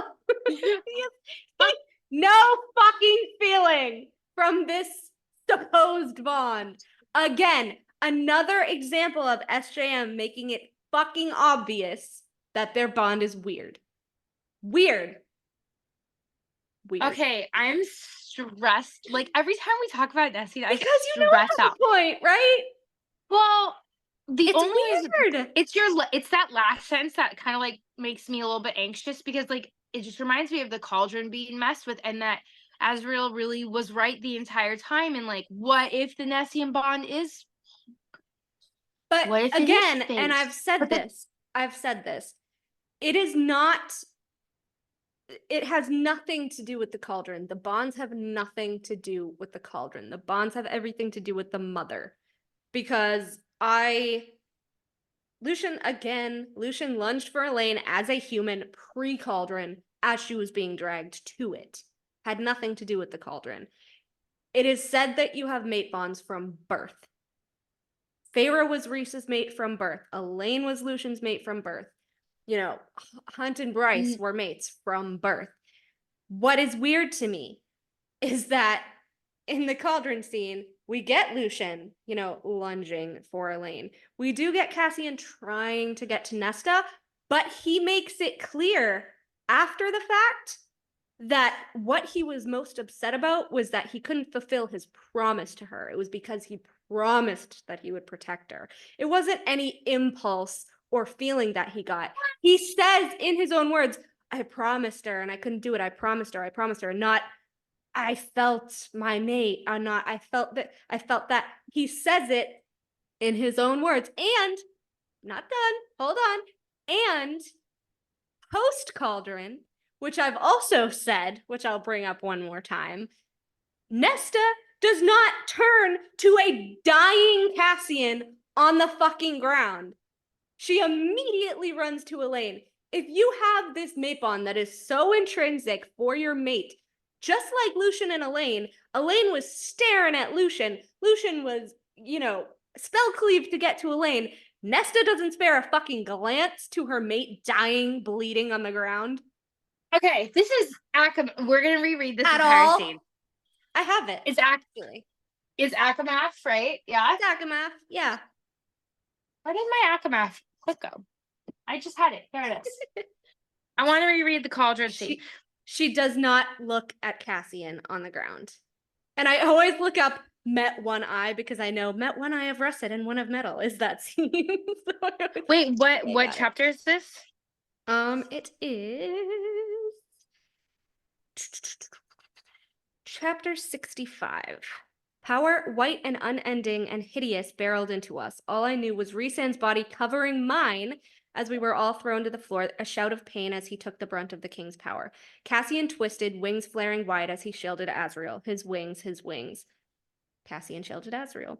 Cassian's scream as his wings shredded under talons of pure magic was the most horrific sound I had ever heard. Mor surged for him too, but too late. Rhys was moving in an instant, as if he'd lunged for the king, but power hit us again and again. Rhys slammed to his knees. My sisters were both shrieking over their gags, but Elaine's cry was a warning to ... To my right, Tamlin ran for me to grab me, blah, blah, blah. We have all that bullshit with Tamlin. Mor was on her knees beside Cassian, hurtled for the king with a cry of pure wrath. He sent a punch of power to her, and she dodged, a knife angled in her hand, and Azrael cried out in pain, and Mor froze, stopped a foot from the throne. Her knife clattered to the floor. See, this was when they were supposed to be mates. I wish that she had kept that. Mor and Az as mates would be great. The king rose. What a mighty queen you are, he breathed, and Mor backed away step by step. What a prize. That black gaze devouring her. Fucking Valg. Asteri. Azrael's head lifted from where he was sprawled in his own blood, eyes full of rage and pain as he snarled at the king, don't you touch her. So again, all the fucking Elriels that are like, he was Mor's mate here. Bitch. Mor looked at Azrael and there was real fear there, fear and something else. She didn't stop moving until she again kneeled beside him and pressed a hand to his wound. Azrael hissed but covered her bloody fingers with his own. Rhys positioned himself between me and the king as I dropped to my knees before Cassian. I ripped at the leather covering my forearm. Put the prettier one in first, the king said, Mor already forgotten. Blah, blah, blah. Elaine was shaking, sobbing as she was hauled forward toward the cauldron. Nesta began thrashing against the men that held her. Tamlin said stop. The king did no such thing. Lucien, beside Tamlin, again put a hand on his sword. Stop this. Nesta was bellowing at the guards at the king as Aelin yielded step after step toward that cauldron as the king waved his hand and liquid filled it to the brim. Tamlin spat at the king. This is not part of our deal. Stop this now. I don't care. Tamlin launched himself at the throne as if he'd rip him to shreds. White hot magic slammed into him, shoving him to the ground and leashing him. Lucien staggered a step forward as Aelin was gripped between two guards and hoisted up. She began kicking, then weeping while her feet slammed into the sides of the cauldron, as if she would push off of it, as if she would knock it down. That is enough. Lucien surged for Aelin again for the cauldron, and the king's power leashed him too. On the ground beside Tamlin, his single eye wide, Lucien had the good sense to look horrified as he glanced between Aelin and the High Lord. He lunged for her as a human twice and growled. Wait a second. But also, this is confusing to me because Lucien's looking between Tamlin and Aelin. Did you catch that too? Yeah. And the High Lord? Because So he's never seen Tamlin like leash like that before because they're supposed to be allies, fake allies, remember? I don't know. Or is it because she's writing Tamlin and Aelin as mates, possibly? Oh, God. Because he wasn't looking at Tamlin when he searched for her those two times. He was horrified when Tamlin was leashed and then he was put beside him and he was like, what the But fuck? it also could have just been like he searched for her because it was wrong what he was doing. You know what I mean? Like, I don't know. No, because then he would have launched for the king just like Tamlin did. And Tamlin launched for the king, not for Aelin. There's that whole thing. Anyways. I shot to my feet, stepping away from where Cassian lay prostrate and looked to the queens. Blah, blah, blah, blah, blah, blah, blah. Nesta was still fighting, still roaring through her gag for Aelin. I'm just gonna skip a little. Mor and I did not dare move, not with Azriel's life dangling in the king's grasp. Aelin came out. So we can survive. Okay. The Hellcat now, if you'll be so kind. The Hellcat. I love that he calls her the Hellcat. Cassian stirred, slumping on the floor, but his hand twitched toward Nesta. Aelin was still shivering. He's reaching for her. Yep. Lucien snarled at the king over the bite of the magic at his throat. Don't just leave her on the damned floor. Then there was a flare of light and a scrape, and Lucien was stalking toward Aelin, free of his restraints. Tamlin still remained leashed on the ground, a gag of white iridescent magic in his mouth. His eyes were on Lucien as Lucien took off his jacket, kneeling before Aelin. She cringed away from the coat. Guards hauled Nesta toward the cauldron. There were different kinds of torture I had endured, blah, blah, blah, blah, blah. I love how fair is to like, oh, the nightmares that Rhys went through, while your sisters are literally being fucking dragged into the cauldron, you bitch. I know. Because of you. Because of you. I know. What the hell? Nesta fought every step of the way. She didn't make it easy for them. She clawed and kicked and bucked, but it was not enough. Aelin remained shuddering on the ground, Lucien's coat draped around her. She did not look at the cauldron behind her, not as Nesta's thrashing feet slammed into the water, so Aelin wouldn't even watch her go in. Cassian stirred again, his shredded wings twitching and spraying blood, his muscles quivering. At Nesta's shouts, her raging, his eyes fluttered open, glazed and unseeing. An answer to a call, a promise he'd made her. An answer to a call, though. And a promise he'd made her. But pain knocked him under again. Nesta was shoved into the water up to her shoulders, put her under. They pushed her down, and then she was like... I love that part. And I love when it was like the king had enough sense to be like horrified. One finger, a curse and a damning. As Nesta's head was forced under the water, the king of Hybern had the good sense to look somewhat unnerved. I vomited on the floor. Of course you did, Feyre. Feyre. The guards at last let Rhysand kneel beside me, and the growing pool of Cassian's blood let him tuck me into him as the cauldron again tilted. Water poured forth, and Lucien hoisted Aelin into his arms and out of the way. The bonds on Tamlin vanished along with the gag. He was instantly on his feet, snarling at the king. Even the fist on my mind lightened to a mere caress, as if the king knew that he'd won. I didn't care, not as Nesta was sprawled upon the stones. She was different. From however Aelin had been made, Nesta was different. Even before she took her first breath, I felt it. As if the cauldron in making her had been forced to give more than it wanted. As if Nesta had fought even after she went under and had decided that if she was to be dragged into hell, she was taking that cauldron with her. As if the finger she'd pointed was now a death promise to the king of Hybern. Nesta took a breath, and when I beheld my sister with her somehow magnified beauty, her ears, when Nesta looked to me, rage, power, cunning. Then it was gone, horror and shock crumpling her face, but she didn't pause and didn't halt. She was free, she was loose. Then she was on her feet, tripping over her slightly longer, leaner limbs, ripping the gag from her mouth. Nesta slammed into Lucien, grabbing Elayne from his arms, and screamed at him as he fell back. Get off her! Elaine's feet slipped against the floor, but Nesta gripped her upright, running her hands over her face, shoulders, and hair. Elayne, Elayne, Elayne, she sobbed. Cassian again stirred, trying to rise to answer Nesta's voice as she held my sister and cried her name again and again. She didn't even fucking look at him. Didn't even fucking look at him. But Elayne was staring over Nesta's shoulder at Lucien, whose face she had finally taken in. Dark brown eyes met one eye of russet and one of metal. Nesta was still weeping, still raging, still inspecting Elayne. Lucien's hands slackened at his sides. His voice broke as he whispered to Elayne, "You're my mate." I didn't let Lucien's declaration sink in. Nesta, however, whirled on him. "She is no such thing!" and shoved him again. Lucien didn't Nesta's kind of a wretch here, let's be real. Lucien didn't move an inch. His face was pale as death as he continued to stare at Elayne.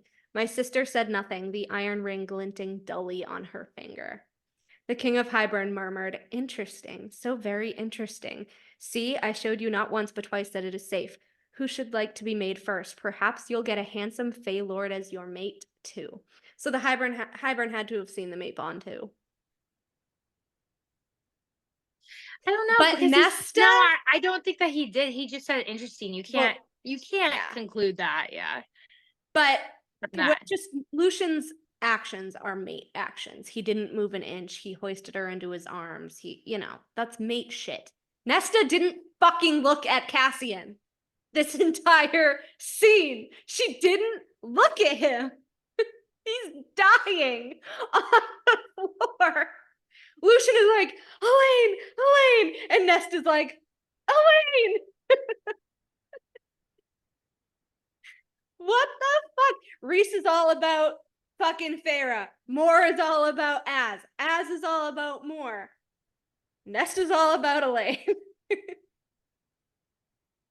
Elayne was even staring at Lucien, her mate. Nesta didn't spare him a fucking glance, dude. Okay, but wait a second. Also, like, trauma, right? Trauma comes into play. Like, at the time, Nesta Elayne was traumatized and she was still staring at her mate. Still letting him hoist her into his arms away from the water. Oh my god, it hurts. It hurts so bad. I have a point. It hurts. Right? The only it doesn't look at him this whole thing. Well, I'm concerned also that, like, Sarah considers herself to be like Nesta. She, like, literally says she's Nesta. So if she is gonna break and can I mention one more thing? When hold on. Where is it? Okay. Mor, swift as an adder, winnowed to Lucien, to my sisters. To show Rhys I realized what I had done, the hole I'd blasted for them to escape the wards. She slammed Lucien away with a palm to the chest, and his roar shook the halls as Mor grabbed my sisters by the arms and vanished. Lucien's bellow was still sounding as Rhys lunged, gripping Azriel and Cassian, and did not even turn toward me as they winnowed out. He was screaming. Can you read that again? I want to hear that one more time. Mor slammed Lucien away with a palm to the chest, and his roar shook the halls as Mor grabbed my sisters by the arms and vanished. Lucien's bellow was still sounding as Rhys lunged, gripping Azriel and Cassian, and did not even turn toward me as they winnowed out.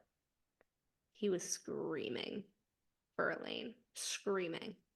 That's mate stuff. Right there. The same scream as Rhys under the mountain. Farah! Farah! You know it. You know it. You know it. Nesta didn't give two fucking shits about Cassian. It was weird. And then so it says, but I barely heard Lucien. There was only silence in my head, such silence where there had once been dark laughter and wicked amusement. A wind-blasted wasteland. Lucien was shaking his head, panting, and whirled to us. Get her back, he snarled. Over the I love ranting of the Lucien king. there. Over the ranting of the king. A mate already going wild to defend what was his. Even Ferris says it. I love that so Lucien was saying that to the king, get her back. No, to Farah and Tamlin. He whirled to them and he goes, get her back. Oh, I love Lucien so much. I need a Lucien to happen. I like Lucian's and then farther down, Jurian. It sucks. Jurian. Do you know what Illyrian bastards do to pretty females? You won't have a mate left, at least not one that's useful to you. Lucian's answering growl was nothing short of feral. I spat at Jurian's feet. You can go to hell, you hideous prick. Lucien spun toward me, and that metal eye whirred and narrowed. Centuries of cultivated reason clicked into place. I was not panicking at my sisters being taken. I said quietly, we will get her back. But Lucien was watching me warily, too warily. And then again, when they get to the spring court, he's like, get her back. Get her back. And then when they leave the spring court, he says, I'm getting my mate back. I love it. So it just like reiterates like it's awful. They're He mate. left. Yeah, it's terrible. Well, it's funny because in ACOMAF she wrote it so obviously, but then you trickle down a couple books later, and that's what concerns me is I think she could have possibly changed her mind. No, it's literally Lucien respecting Elaine and her need for space. He knows that she's not ready. I understand that, but like that because she wrote like me. The longing in his face, and Cassian felt the longing and the guilt in his face. Like he still wants her. So Lucien still wants her, but Elaine doesn't want him. Yes. So that's Nesta didn't want Cassian until their book. You literally said that they don't even have a bond, so you can't use Nesta and Cassian as a blueprint. I'm saying even sexually. She didn't really, she was like, leave me alone, leave me alone, leave me alone. She didn't accept his solstice gift in ACOFAS. She always wanted him, though. Like, she just kept denying him. Okay, so who says Elaine doesn't want Lucien secretly then in her head? Like, because she's outright awful to Lucien. Like, she was not as terrible as Elaine. No, she was awful to Cassian, and you know it, and everyone says it. The solstice gift. She talked to him, though. Like, it was leave different. me the fuck alone. Leave me the fuck alone. They fought. Was pissed at him. But like, she like legit would talk to him, and they like he wouldn't fought it leave out. Her alone. Anyway, like, can I point something out? Yeah. Also, they land in the spring court. It says power, smelling of lilac and cedar, and the first bits of green swirled around me. I just thought that was fun. Chapter 68, in Rhysand's point of view. Rhysand, Sarah J. Maas's favorite person. I slammed into the floor of the townhouse, and Amren was instantly there, hands on Cassian's wings, swearing at the damage, then at the hole in Azriel's chest. Even her healing couldn't fix both. No, we'd need a real healer for each of them, and fast, because if Cassian lost those wings, I knew he'd prefer death.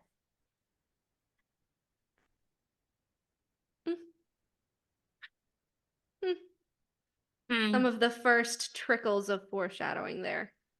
And then, also, how can Wait a second. Also, we never talked about Amren healed? Oh, I know. I was just thinking about Amren. I'm like, Amren can heal. When? Since when? Amren can heal. Where have we? She can heal? Wait, so is healing a stuff?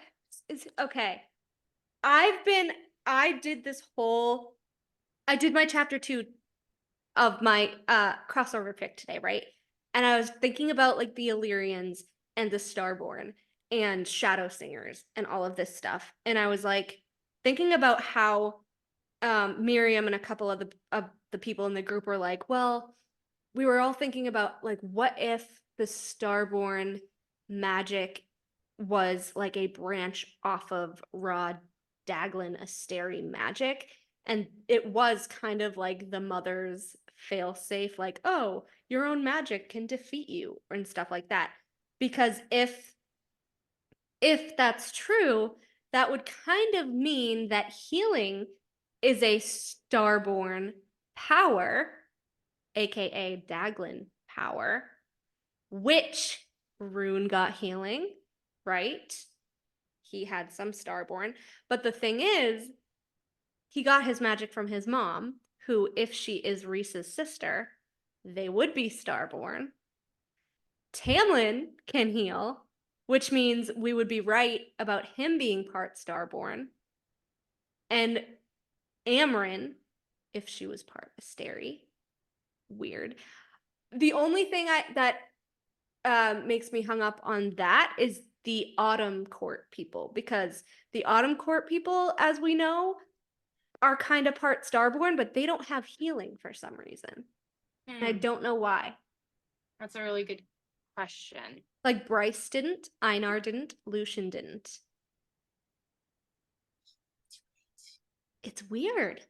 Unless, like, I mean, I guess you don't have to have all of the starborn powers. You can, like, maybe it's just kind of like a yeah.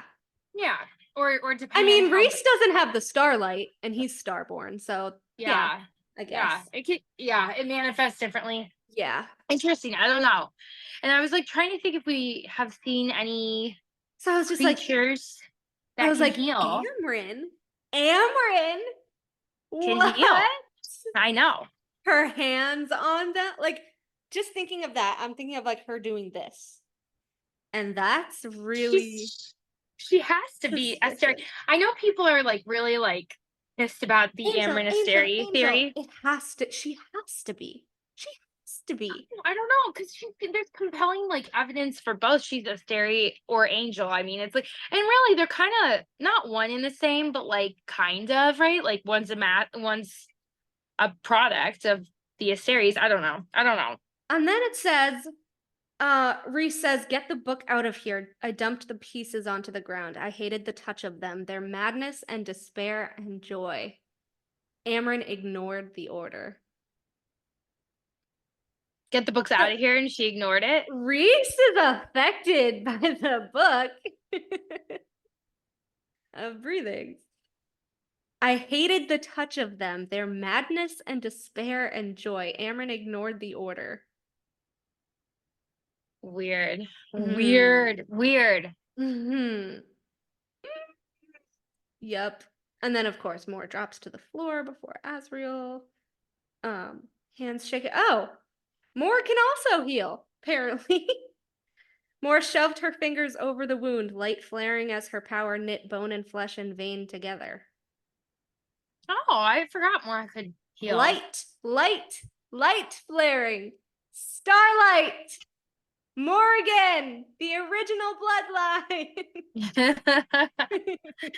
I love it. I kind of skip over Rhys's POV a lot, so I probably. But there's a lot of good info in it. Yeah. But then take the time. Go ahead. Go ahead. I'll bring this up afterwards. This is one of my favorite things that Amren ever says, because I love bringing this up to Elriels every time. I love every time. It's and the bond, Amren breathed, Cassian's blood shining on her hands as she slowed its dribbling. Mor said she asked the king to break the bond. He obliged. I thought I might be dying. I thought my chest might actually be cleaved in two. This is Rhys's POV. That's impossible, Amren said. That sort of bond cannot be broken. The king said he could do it. The king is a fool, she barked. That sort of bond cannot be broken. No, it can't, Rhys said. How the fuck do you two? They both know it. Know the most about this shit. They both looked at me. I cleared my head and my shattering heart, breaking for what my mate had done. The king broke the bargain between us. Very hard to do, but he couldn't tell that it wasn't the mating bond. You cannot, the cauldron, its fucking self, cannot break a mating bond. There is no breaking the mating bond between Lucien Wait and a second. Elaine. Farah went back to the townhouse after all this? I thought she No, went to Farah went to Spring. Spring. No, she went to Spring. Okay. Oh, this is Reese's This is POV. Reese's point. Okay. Yeah. Okay. Does Farah know? Go get her right now, Amren. Blah blah blah blah blah blah. Yeah. Amren, you cannot break that bond. You can't tell me. Okay, you know what else I saw earlier that I wanted to bring up real quick?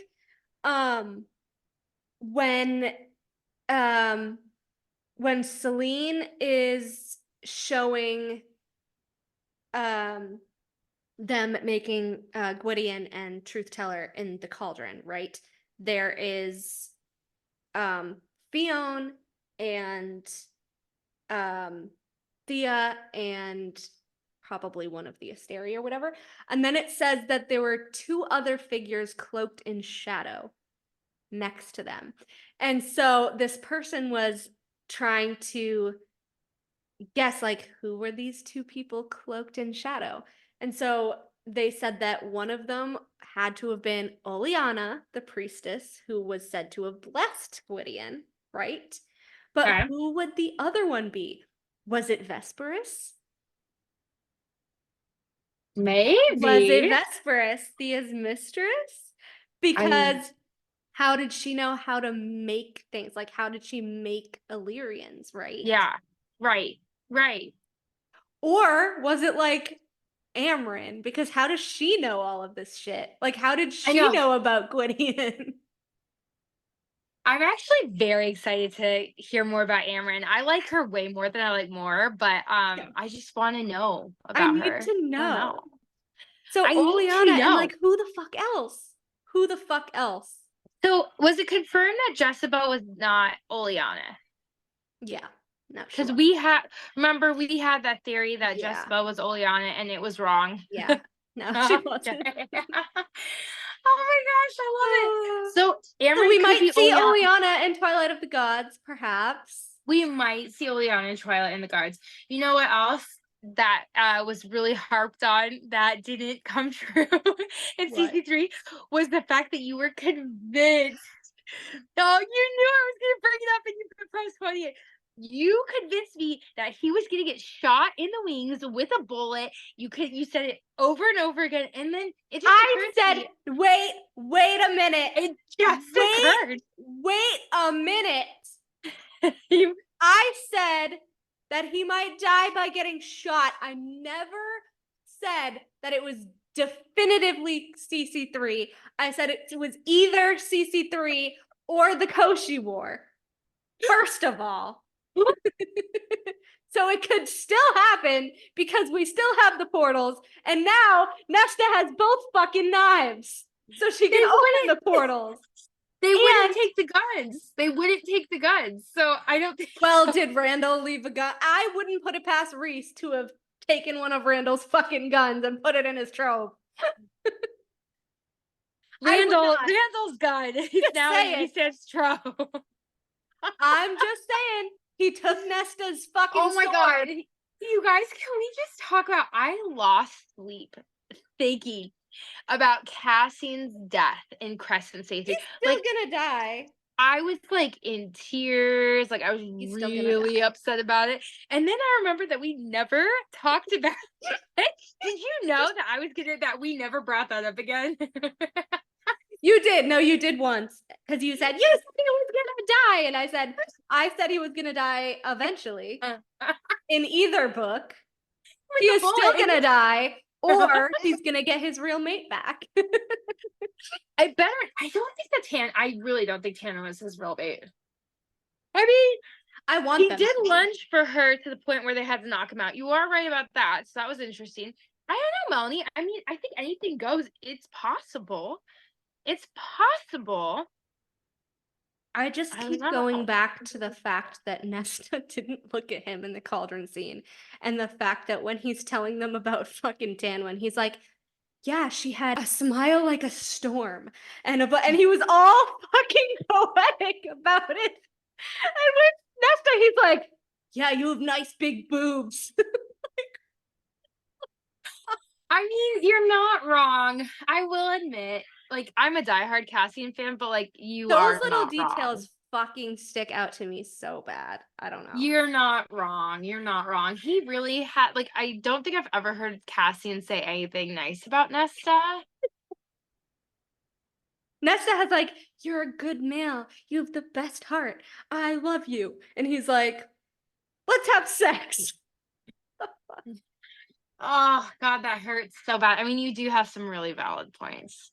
It's just, and I know the Nessian people hate me, but like their bond is weird.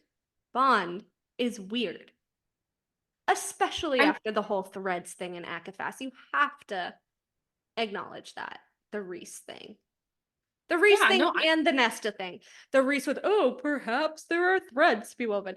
The golden threads between us. Oh, threads like a puppet? You mean threads like a marionette threads? I love you, Melanie. It's funny. I laughed. And then Amren. I did think that. And then Amren, when she's like, you know, Nesta can literally make anything when she is high on emotion. She could make anything her heart desires or whatever the fuck she says. So I'm like, she also could have like made that little bond between them when she was lonely and thought Cassian was the answer to her problems. Who knows? Because that's why they didn't have one in the cauldron scene, perhaps afterwards.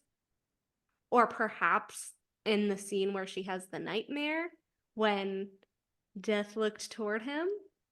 Oh my God, stop it.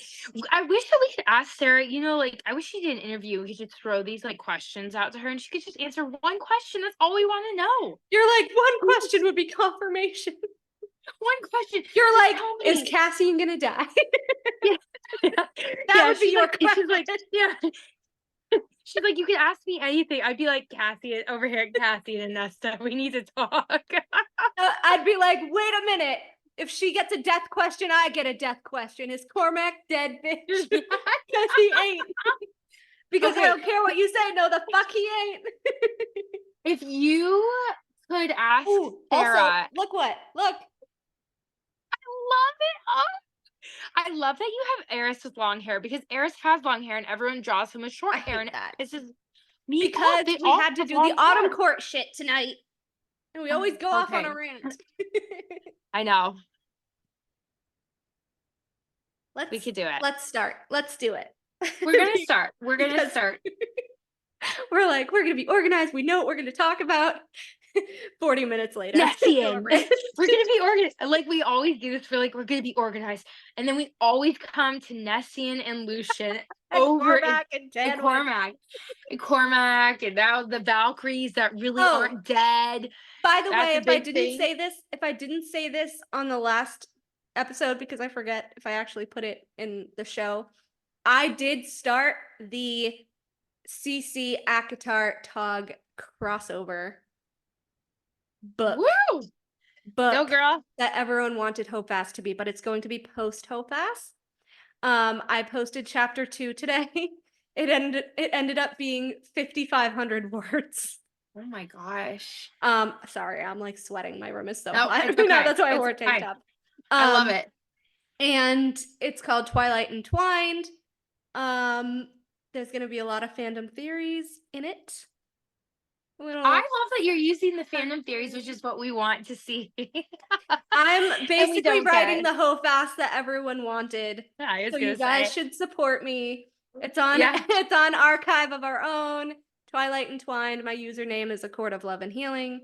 Check it out because that fic deserves more hits because I put so much effort into these first 2 chapters already. I love it. So it's amazing. Everyone should go read it. Also, guys, Olivia got a new laptop. She's on her phone right now, but she's gonna have full screen video soon. I'm so excited. things are gonna change, guys. We got a lot of like new things coming up. So much. Oh my gosh. All right, hello guys. Hello everyone. Hello everyone. I did a reel on this on Instagram, but I'm recording in my mom's she shed. So the lighting is absolutely horrific. I apologize in advance. I know I look like a ghost. It's a little change up from where we normally film. That's okay. Yeah. You can't get paler than this. I don't know what to do. We know what you really look like, so It's fine. it's okay. Everything's fine. Anyways, yeah, it's actually good to film during the day. I'm still getting used to it, but it's good to film some days. I like it. I feel like we're more awake, right? So Yeah. we're not saying We're more awake, but the lighting sucks more. the lighting's definitely not great, but I feel like we're a little bit more like with it and like maybe just not like off the handle. I mean, we're saying crazy things, but maybe We're always gonna be more crazy. filtered. How about we talk about the May 1st debacle on Instagram? Yeah, we could talk about it. What do you want to start with? Well, I know you had words, so why don't you start? Okay, so let's debrief for people who don't know what we thought was going to happen on May 1st, which we were wrong about. So, okay, so Everyone, the whole fandom. the whole fandom, so everyone knows that a couple weeks back, she posted on her Instagram stories the spring court vibe, right? So me and Melanie were like, oh my gosh. Yeah, the first like, day of spring court, TikToks. When I told you she got a TikTok in like end of January or early February or something, and I was like, she has to be taking TikToks for Easter eggs of the upcoming book. And then what, 2 weeks later, she was like, the first day of spring, but it was all spring court stuff. It wasn't just first day of spring, it was spring court. 100%. So I know you and I freaked out and we called each other and we're like, oh my gosh, this is an Easter egg. Like we're going to be getting like maybe a Tamlin POV or a spring court or something like that. Okay. So we were freaking out. We're like, or it's just like Elaine and Elucien going back to the spring court, which it could be. Yeah. Fine. So we're like, okay, she posted that on the first day of spring. She's going to post something on Cal and May. Right. And so Melanie and I were like, and we had a friend too, and we were all talking in the group and we're like, oh my God, she's going to post on May 1st. And if she does, that is more evidence of like a Tamlin book or something like that. Right. Yeah. So the night before, we were all texting each other, all very excited, all nervous, convinced. And it wasn't just us. I went on TikTok and that's the only videos I saw. Was it really? All over TikTok. I didn't know that. She's gonna post. She's gonna announce the book tomorrow. It's Cal and May. It's Cal and May. It's Cal and May. And I was like, what? So we, like, a lot of content creators were convinced, us included, that like there was gonna be, and then someone was like, in an interview, she said, and I have the screenshot that she was gonna someone posted that on my reel too. On your reel, on Cal and May, that she was gonna release information. Because someone on TikTok said that they knew somebody who worked with Bloomsbury who tipped her off that SJM was planning to say something on May 1st. Okay. So that's upsetting to me because it's one of two things, right? So obviously May 1st comes and goes and we get no new information at all whatsoever. And so everyone, like, I was very upset. Melanie, maybe not so much, but like I was definitely upset. I was pissed. Yeah. Yeah, I was pretty like taken aback by it because I was convinced. So fucking Cal and May? Yeah. Cal and May. And not even if she didn't want to do Tamlin vibes, all the Phazan people were freaking out, going, it's the anniversary of when Feyre met Rhys. So even if she didn't want to do a Tamlin vibe thing, she literally could have posted like, there you are, I've been looking for you, like her website. The first thing on her website is that quote. Yeah, like you said, it didn't even need to be a Tamlin thing. Sorry, I'm like looking at all these books I have in the background. It's fine. I don't know. Like, I'm like, what should not be up here? But I feel like it's okay. So, So but yeah, maybe like I'll just like I was convinced one of two things. One, that she was going to continue the spring court vibe because of most likely Elucien, Elaine, right? Or she was going to post a Feyre and right. Reese post with that quote. So there are two things I think happened, and I know I was devastated. I think I texted you, and like Yeah. you were like, I slept in, and I'm like, how? That was so. Oh yeah, I had to work. I slept all day, but I woke up expecting like 5 million texts, and when I saw nothing, I was like, "Fuck." Yeah, He yeah, didn't do you anything. knew. I think I knew maybe by noon. I was like, we're not getting anything today. So either it's a lie, it's fake. People are just doing it to like For clout. for clout and embarrass people and see how viral it'll get. SJM wanted it to be a surprise, and the person, if there actually is a person, Blueberry Leaked, yeah. leaked it, and she was upset about, which she should be, which Yeah. these people shouldn't be leaking this information to anybody. I feel like And that's like the new thing in fandoms now, and it's awful. Like I told you, like everyone's like, oh, SJM is the Taylor Swift of the literary world, right? And like Taylor Swift did her album, people fucking leaked it 2 days before it came out. And you on have Taylor like the Swift, whole, yeah, and you have like the whole actual fandom that are like, if you're fucking leaking it 2 days before, you're not a fan. agreed. You're just a fucking terrible person. I agree with that. I agree with that. And it goes back to, it's like why it's 2 days, but also like it goes back to the Hofast leak, right? Like the thing that I regret, and I will admit this too, because I read the leak because I just am impatient and I couldn't wait. Well, so here's the thing. The thing is, we bought multiple versions of Hofast. Oh, we bought multiple. Yeah. I think so between the two of us, we have were every supporting version. her regardless. Right. We paid money. Yeah. And I don't want anyone to say that we didn't, because we definitely did. I have about 4 or 5 versions of Hofast. Okay. I have so many, they're not up here, but like if you can't tell, I have like multiple, can you see it? Multiple versions. It's very messy of everything. Yeah, I have 3.5 Crescent City series. I have 5 now ACOTAR series for different dust jackets. And I have 2 different Tog series. So there you go. So anyways, we read the leak, like with so many other people who read it. But I will say I do regret it, because there was some of the specialness, I think, that was like taken away from it when the thing was leaked. So it's really upsetting that people keep leaking this stuff. But I'm also like an addict, right? Like I hear about something and I'm like, oh yeah, Sarah J. Maas, like, I have to read it. I can see both sides. So here's the thing, right? In terms of what I was talking about with Taylor Swift, she releases music every couple of years, as expected, right? When Sarah J. Maas started, she had said she was going to release a book every couple of years, as expected, right? Right. It's been 3.5 years since ACOTAR. 3.5 years since ACOTAR. So people are hungry. People are ravenous. Well, since she announced ACOTAR, it came out February of 2021. So I can't believe that it's been 3.5 years. Like I read it when it came out, and I believe I read it when it came out, I think, and I'm like, it's been 3 years. Yeah.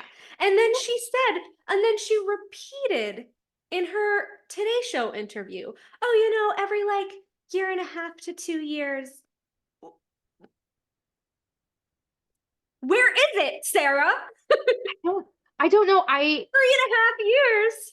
We're still waiting. Like, I do understand that she was working on Hofast, and that was a big thing for her. I do understand she had a baby, which postponed it a little. I'm not saying that she shouldn't have taken maternity time, because she definitely should have.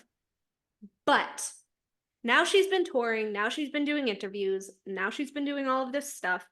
She needs to realize that, like, her fandom is basically what made her big. So, like any singer, like any other author, like anyone that has a big following, your following made you famous.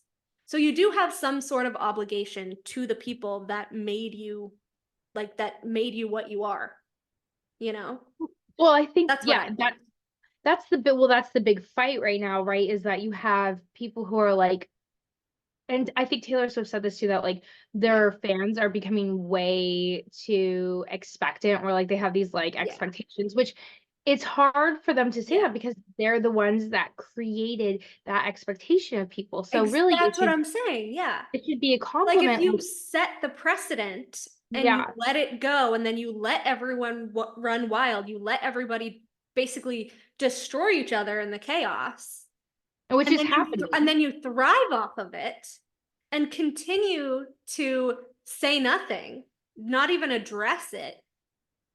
It's weird to me, because you have the people that are like, she doesn't owe anyone anything, Yeah, and she has her own life, and she'll put out what she wants to put out when she wants to put it out.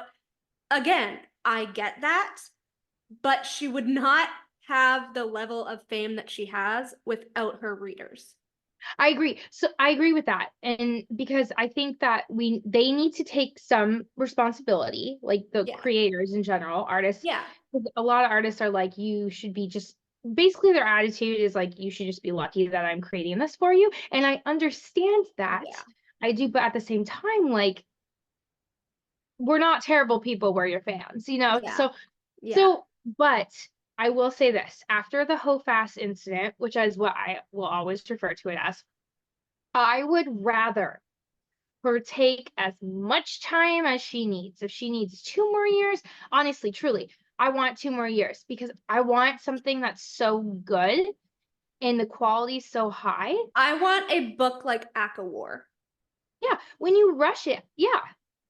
I know that's not the most liked book, but the way that the war plot was written, on top of the Tamlin and Feyre plot, on top of the Phazan plot, on top of the shit with Mor and Azriel and Nesta and Elaine, it all just kind of weaved in perfectly in Amren. Everything weaved in perfectly in ACOTAR, and I know that it's more of a political book than a romance book, but I think that it was executed extremely well.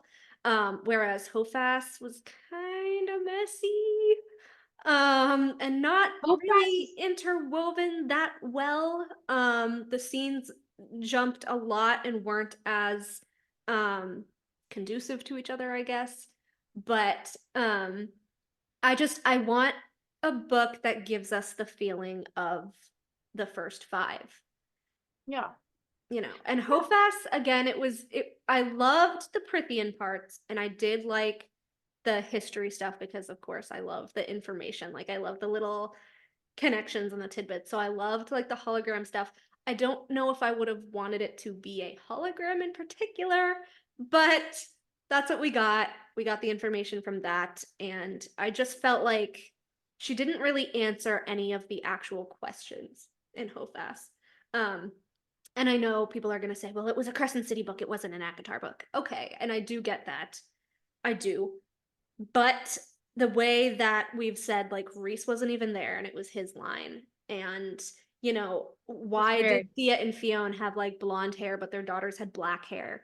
And it was just these little things that didn't really make sense and should have been explained when that history was being explained. Because if she was going to do a huge whole historical hologram anyway, just make it longer to explain.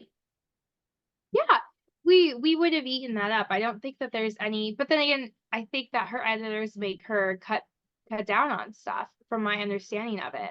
So what I think happened, honest to God, what I think happened is that she basically had this 1,000 and something page book, or more, because Hofast was like 800 and something, right? And Bloomsbury basically wants to keep her as a cash cow, right?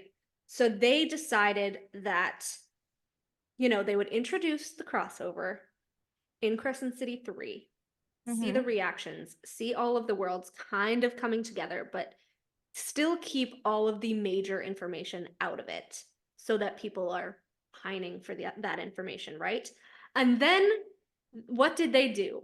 they had her sign a contract for Twilight of the Gods for a trilogy. And I honestly think that Twilight of the Gods is going to be all of those answers that we were supposed to get in Hofast. I mean, I wouldn't be surprised, honestly. Because they want to drag it out. They want their cash cow. They want, they want that popularity. Like, she's one of their biggest authors that they have.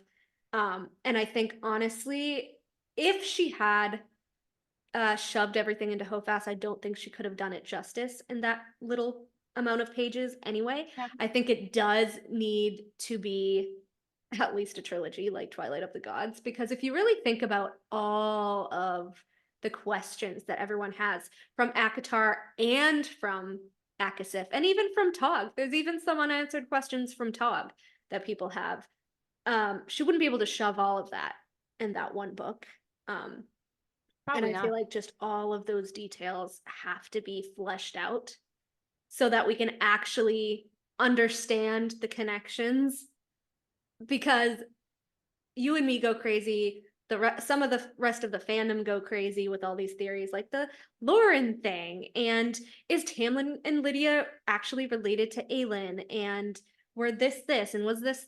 Like, none of these have been answered, and we don't know if the Asteri and the Valg and the Daglin and the Death Gods and Koshi and all of these people were all from the same planet, or, if Koshi was like Maeve and he mindfucked people. Like, we don't have any of these answers at all. And I think knowing the history of it and where it all began and her having to drag it out over a trilogy where she explains how everything got to how it was in the series in present day, I think that did make more sense for Bloomsbury, and it did make more sense for where the books are going. I just wish that, I don't know, I just wish that in Hofast that there was a nod to the fact that there was going to be that type of book or series. Like, I know that technically she left the portals as a thing that she could come back to, but I feel like it should have been more obvious that she's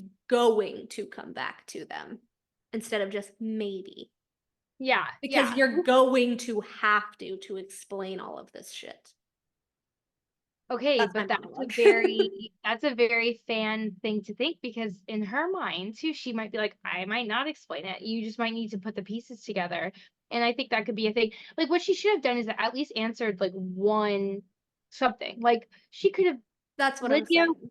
yeah, like Lydia was featured heavily in the book. She could have gone into Lydia's ancestry, and I know she just like touched on it on one sentence. She could have even like given her like a paragraph, and I think people would have felt a little bit better about it.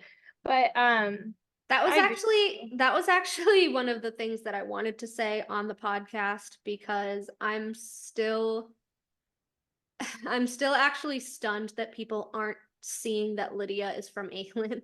I had someone actually tell me yesterday that she was a descendant of the Sun Stags. But the Sun Stags were not shifters, they were just animals. She's not a descendant of the Sun Stags. well, I think the way that it was worded in Hofast might make people think that. Like, I could see like how someone would come up with the stag thing. But like, they weren't people, they were animals.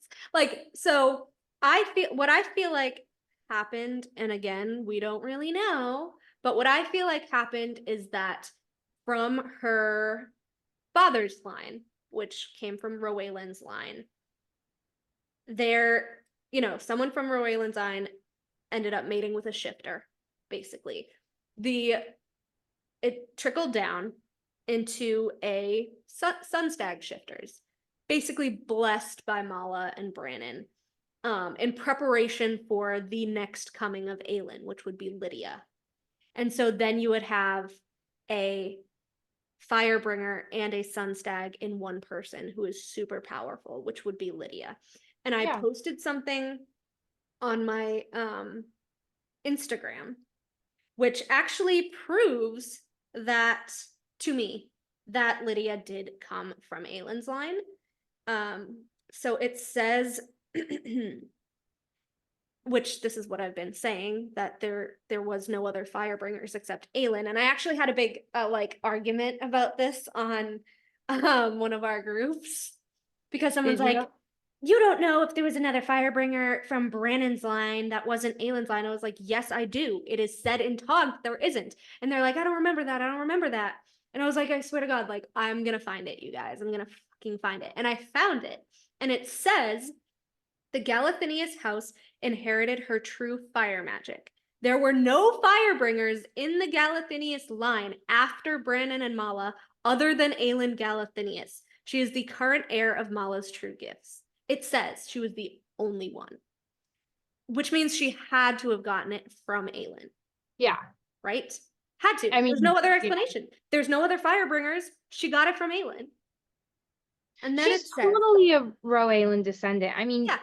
And then it says, no way around that. and then it says under Aelin's trivia, which I love to point out to people who say that she's not from Aelin, because I think that the scene with Pollux was supposed to tip everybody off. That was supposed to be the huge, okay, she's from Aelin, from Sarah J. Maas, without actually saying it. So it says, Aelin can burn her opponent's internal organs, burning them from the inside with merely a thought. Yeah. Literally what Lidia does to Pollux when she gets her magic, her full magic. That's what she did to Pollux. She's it's pretty, I mean, I don't know, it's kind of like obvious. She's the current heir of Mala's true gifts, which also means that Aelin was her ancestor from over 15,000 years ago. She's dead, guys. They're dead. I'm not willing to commit to that right now. I can't commit to the fact that Aelin is dead. But yeah, no, I won't do it. I don't. Once upon a time, in a land long since burned to ash. I have not read Kingdom of Ash. I literally cannot commit to that yet.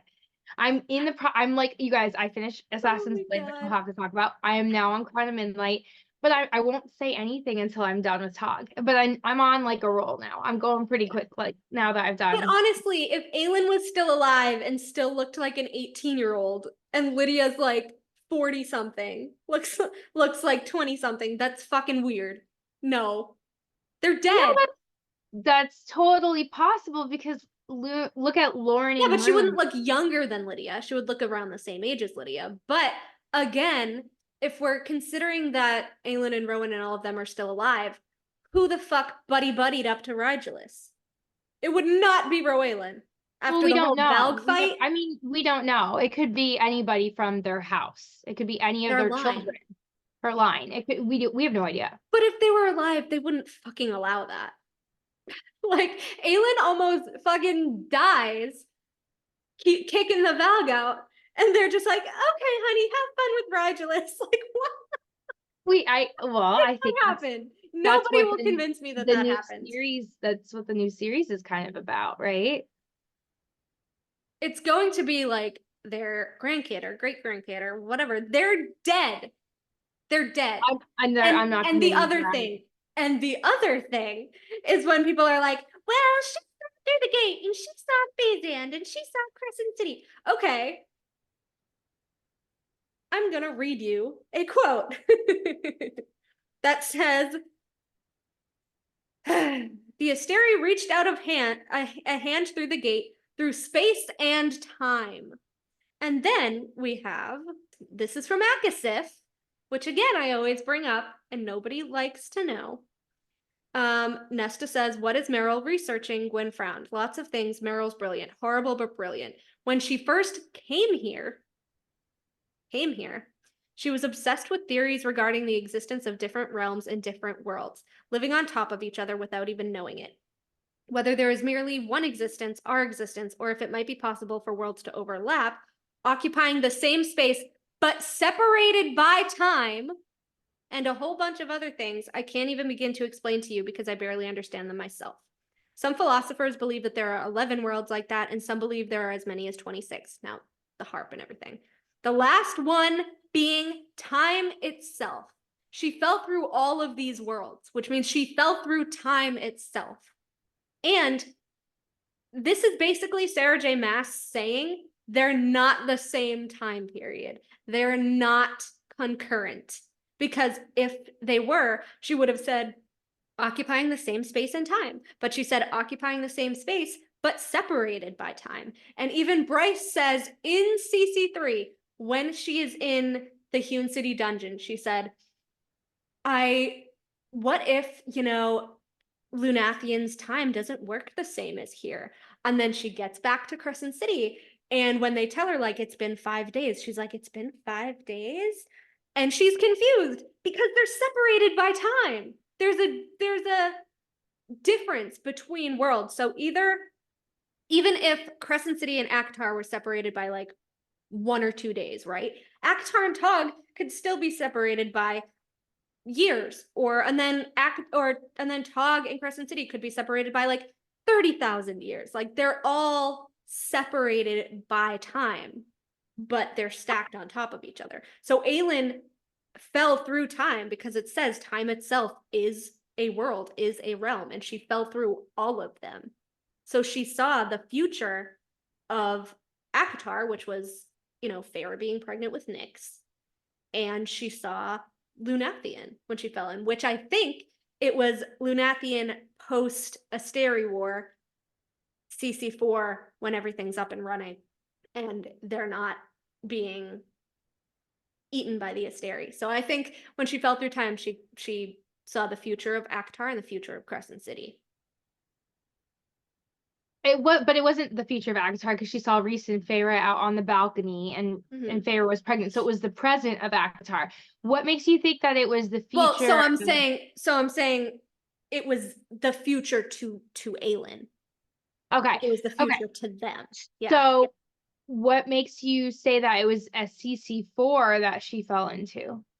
Well, because she describes it as looking like gorgeous and like glittering and beautiful, and like I feel like, I don't know, I feel like that's Bryce. That's wonderful. Yeah, I feel like it wasn't like that with the Asteri's reign because people were kind of always in terror of them, and Avalon was still shrouded in mist and everything was kind of bleary. So the way that she described it when Aelin falls through is like everything's like perfect and okay and good functioning. So that's why, like, Aelin's world being the past, I feel like when she fell through the gate and fell through time itself, she saw the future of the other worlds, or her future, the future of the other worlds.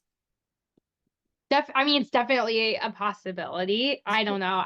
I'm here for it being the present because I am all about an Avenger Infinity War style.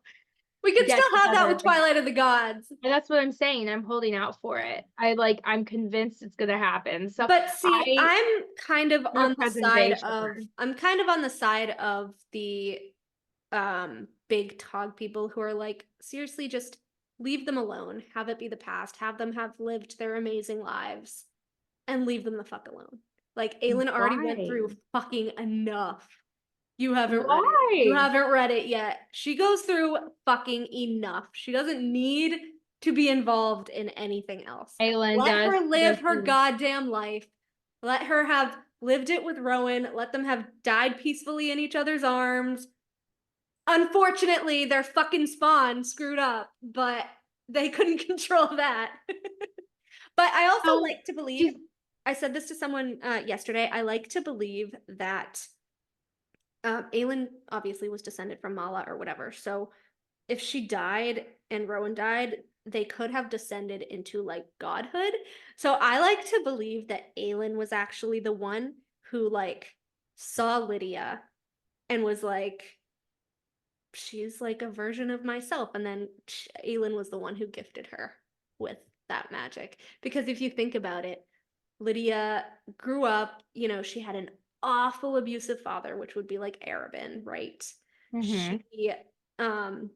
Her mother wanted nothing to do with her, and she became an assassin for terrible people, which she didn't want to do, but she didn't have a choice for her kids, just like Aelin didn't have a choice for her kingdom. So there's a lot of mirrors between Lidia and Aelin. So I don't know, it's just a little thing where like I like to believe that Aelin was the one that blessed her to be the next heir of Mala because she's like, Mm. she's me. You can do it, girl. Go get it, girl. Go find your mate and get your kids and live the life that, me and Rowan lived. I like Yeah. that. Yeah. No, that's cute. I like that. I mean, I think it's a really sweet theory, and that'd be awesome to see it. I think it's so funny that people like excuse Lydia though for everything she did.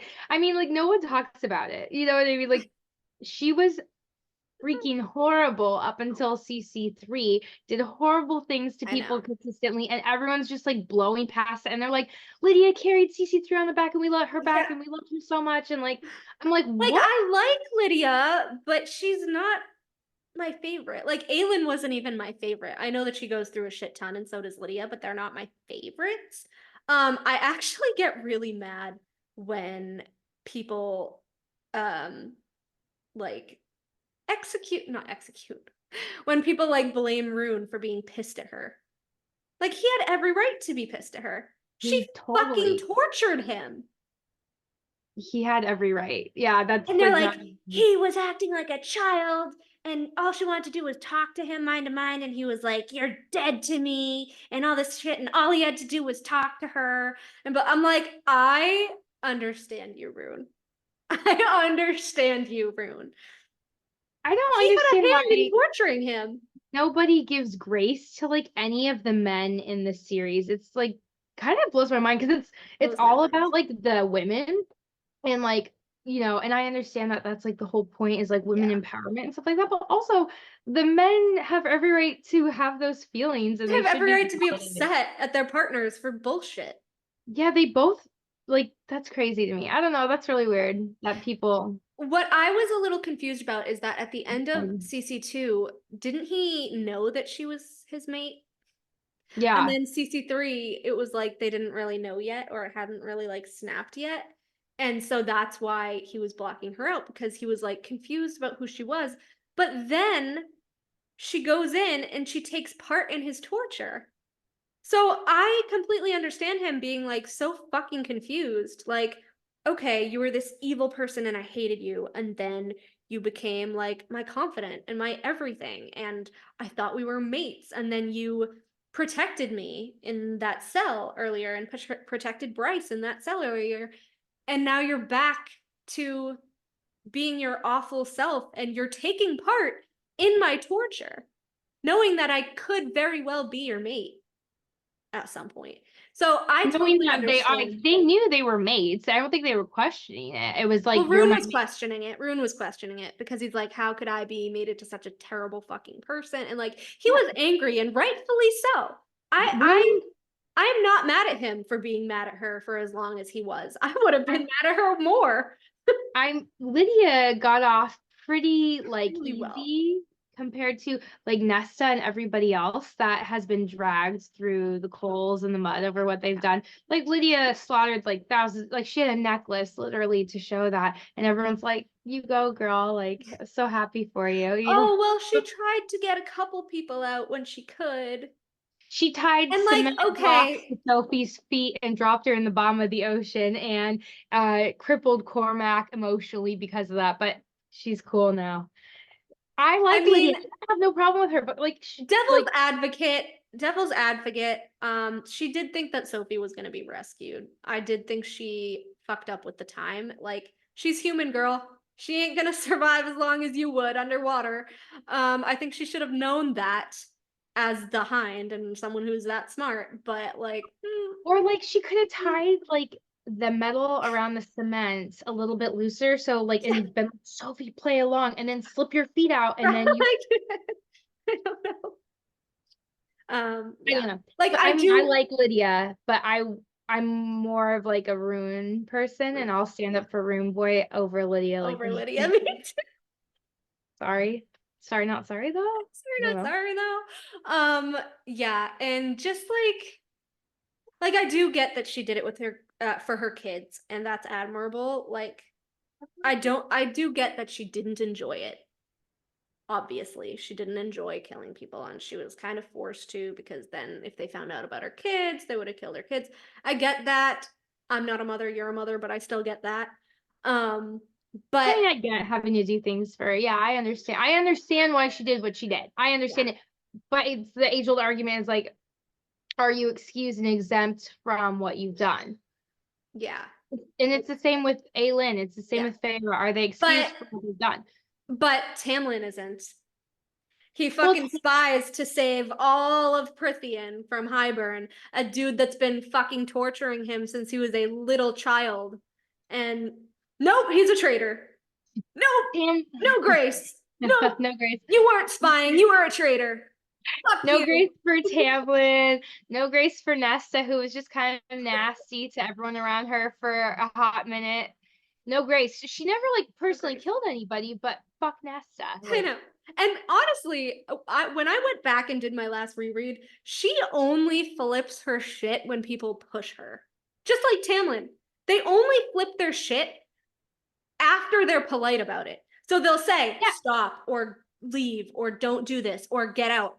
And it's the insistency. It's the, I deserve this from you. I deserve that for you. You should do this. You should do that. And that's when they get pissed off. And as a fellow Taurus, we understand. If I say leave me the fuck alone, it means leave me the fuck alone and don't keep repeating yourself. Yeah, so I learned about something the other day that I had never learned of before, because I love to like follow like therapy stuff on like social media. And this concept of like people when they abuse other people, and then there's like reactive abuse, right? And so it's like, and it's exactly what we've talked about, is like these other people are abusive in that they don't respect your boundaries, or they push you, like you said. Exactly that.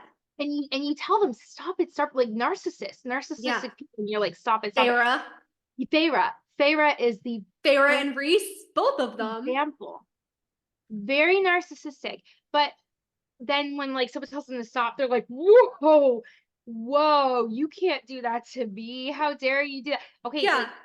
It's when reactive. Tamlin growls, or when Nesta screams at them, then they're the crazy one. They're fucking abusive and they're psycho, because whoa, what is that?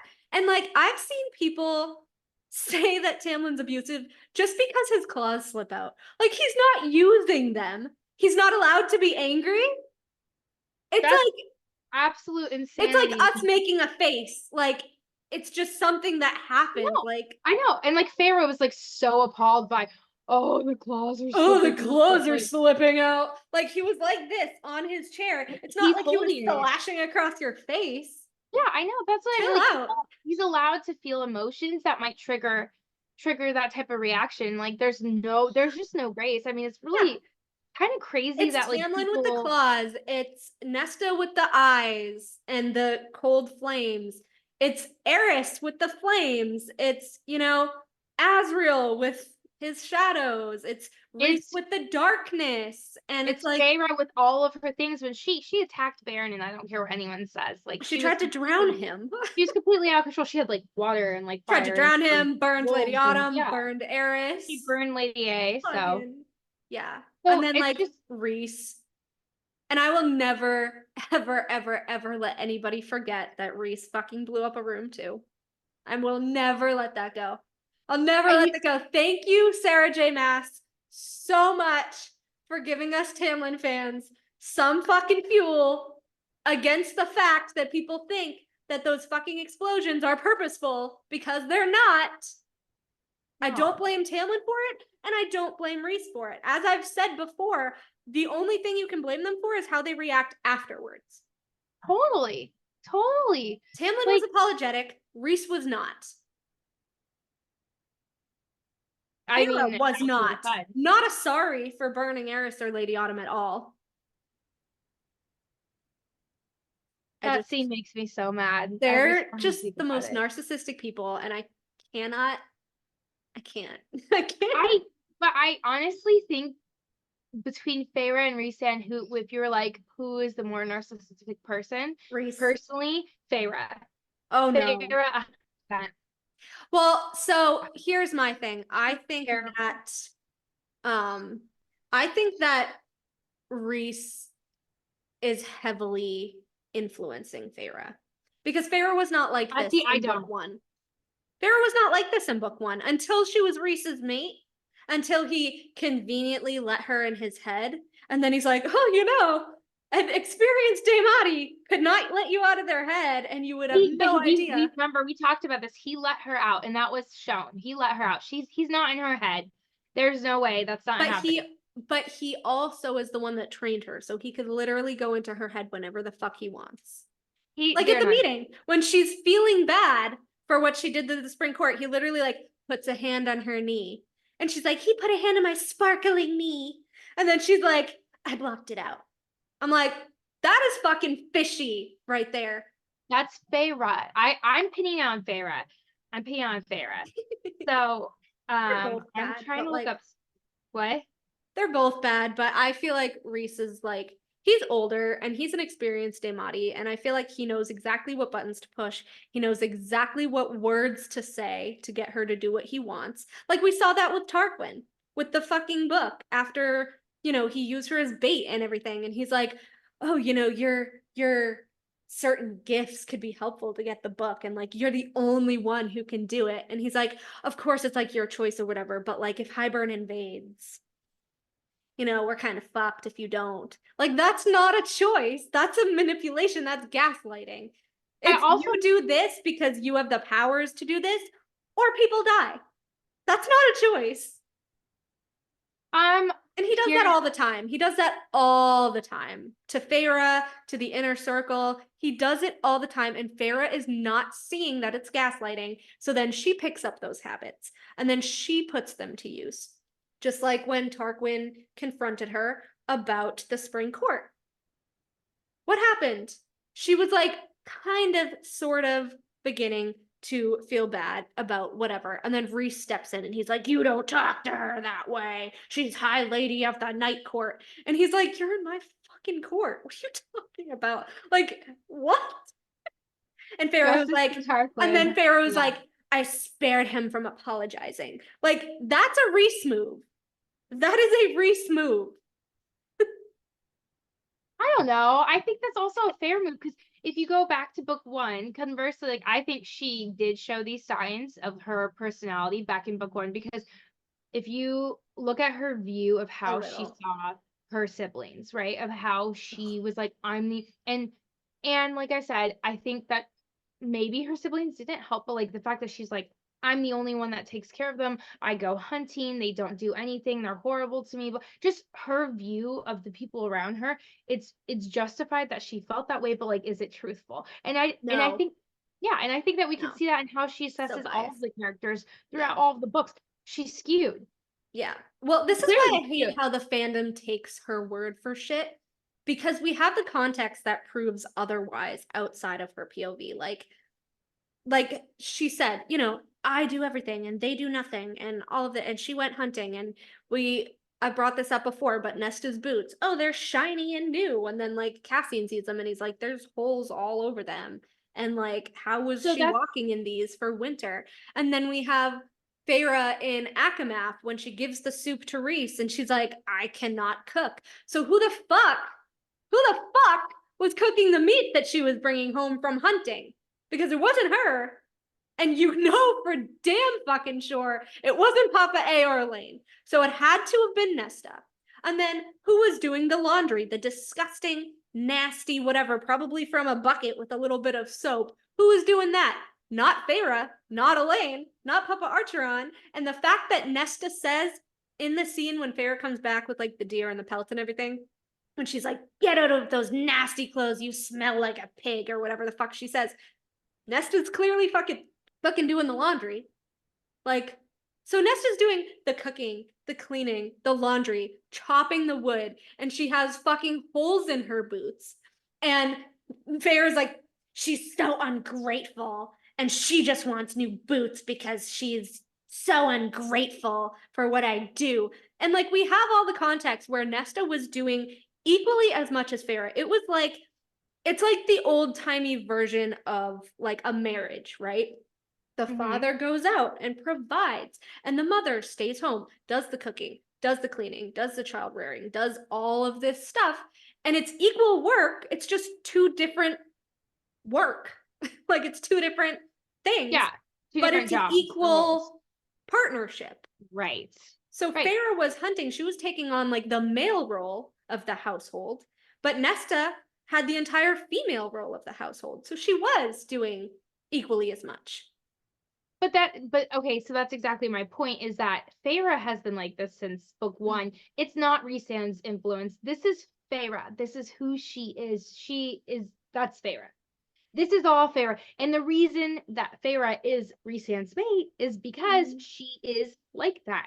I know. I feel like it's gotten. It's not Rhys. I know it's not Rhys. I just feel like it's gotten way worse since she found out she was Rhys's mate.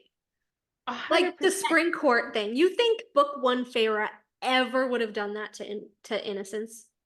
You know what's so funny is I didn't used to think that, and then I went back and I was reading and I was like, she was kind of rotten since the beginning of time. And the whole prophecy was like Tamlin had to make a woman who had hate in her heart. Yeah. That's how it was prefaced. Well, for the Feyre had Fae. hate. Yeah. Right. For the Fae. But like she had hate in general for her family. It's evidenced in how she treats them and talks about them. Yeah. And resentment. Yeah. That's Feyre. But it's just It's weird. not wrong that she feels that way. She can have hate and resentment. Yeah. But that it's not Rhysand, it's Feyre. And I think people need to see But we that. also have the entire premise and plotline of her having a human heart, and we have her weeping about the blue fairy and trying to save him, and then we have her appalled by the head on the stake, and we have her, crying and traumatized from having to kill the two people under the mountain. So we have, I feel like there's some humanity in her. She has compassion. Yeah. But then Rhys was like, oh, be glad of your human heart or whatever. And then he's like, and then the Suriel tells her that they're mates, right? And it's like she loses every last bit of that humanity that she had. Gone. It's gone. There's none left. Well, I think that she doesn't have a human heart still at all. I don't believe it. I don't know if she does. She doesn't. I think that the only time that we see Feyre be really compassionate post ACOTAR, it has to do with all of the monsters and the prisoners and these magical creatures. That's truly the Suriel. When the Suriel died, she cried. Yeah, it's the Suriel, it's the Bone Carver, it's Bryaxis. Yeah, it's Bryaxis. That's the only compassion that I truly feel like we see from her. But I think that's funny because when she looked into the Ouroboros mirror and she was like, her true self is a monster, is a beast. And that's why she has compassion for them, because that's who she is. So she's but can I just say that it will always make me laugh to the end of time that Feyre's inner self is literally just a version of Tamlin's beast. Yeah, that's what I don't okay, I don't understand that, and I hope that she kind of goes back and explains that, because and has his scent. What? I know. I don't understand that.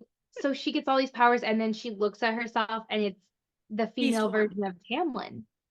It's just it's no one talks about that. Why is it the female version beast of form, but without antlers and black and gold fur instead of just gold fur? And spikes down her back. So I just don't so Feyre, you have a piece of that now. You should be a little bit more compassionate towards Tamlin and understand his, but no, we don't get any of that. She never once uses, except she uses her shifter one time. No, she shapeshifts into Tarquin, she shapeshifts into Ianthe, and she her claws come out.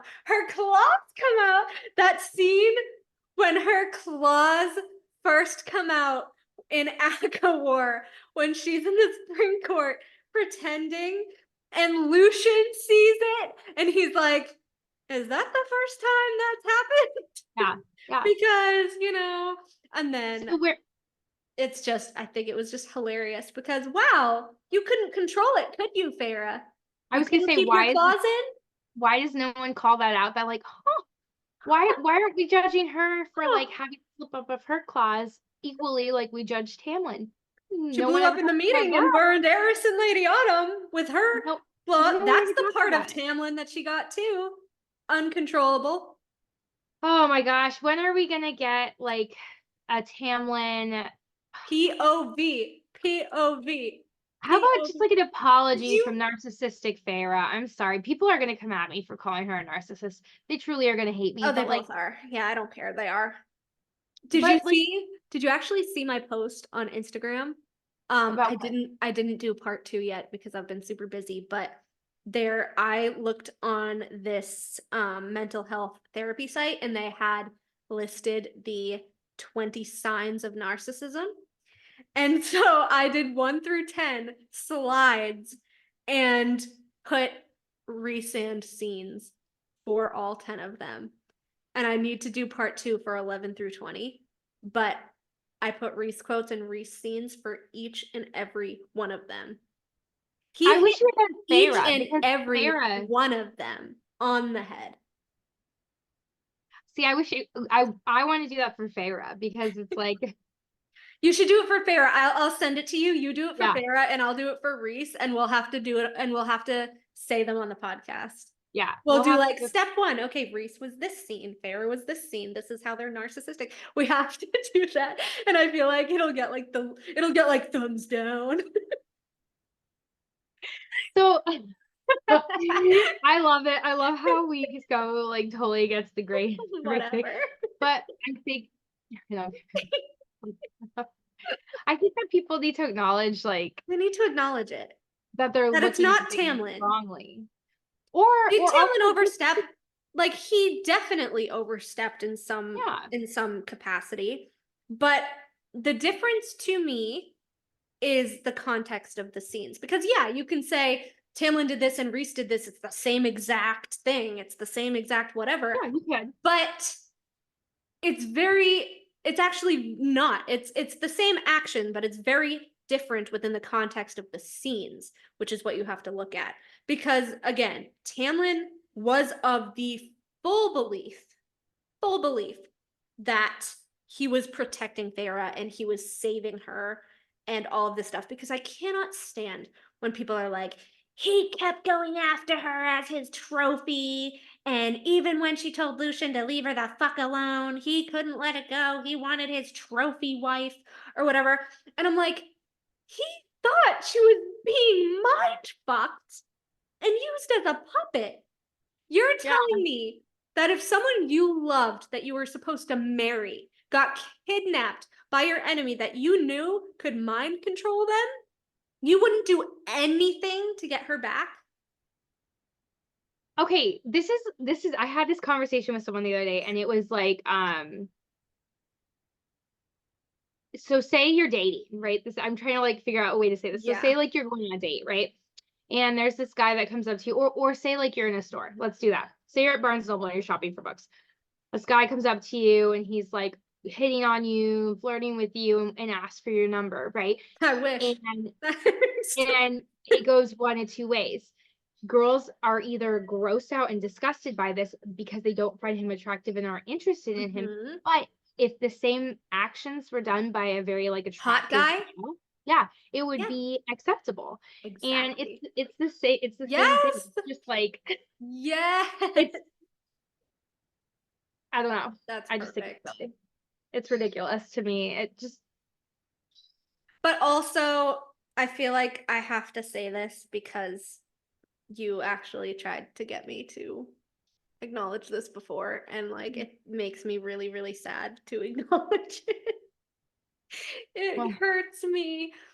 But yeah, Lucien fucked up. Lucien fucked up. I know because I told you for a long.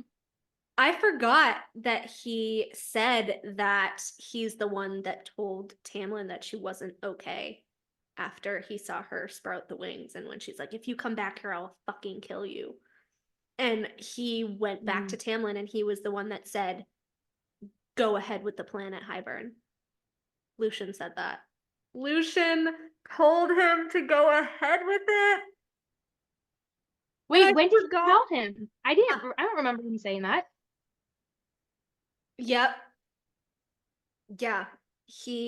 I don't have the direct quote, but he's like, yeah, and I told Tamlin to go ahead with the plan. I'm like, Lucien! Yeah. And that's another thing that people after they he took refuse. the ring pieces too. Yeah.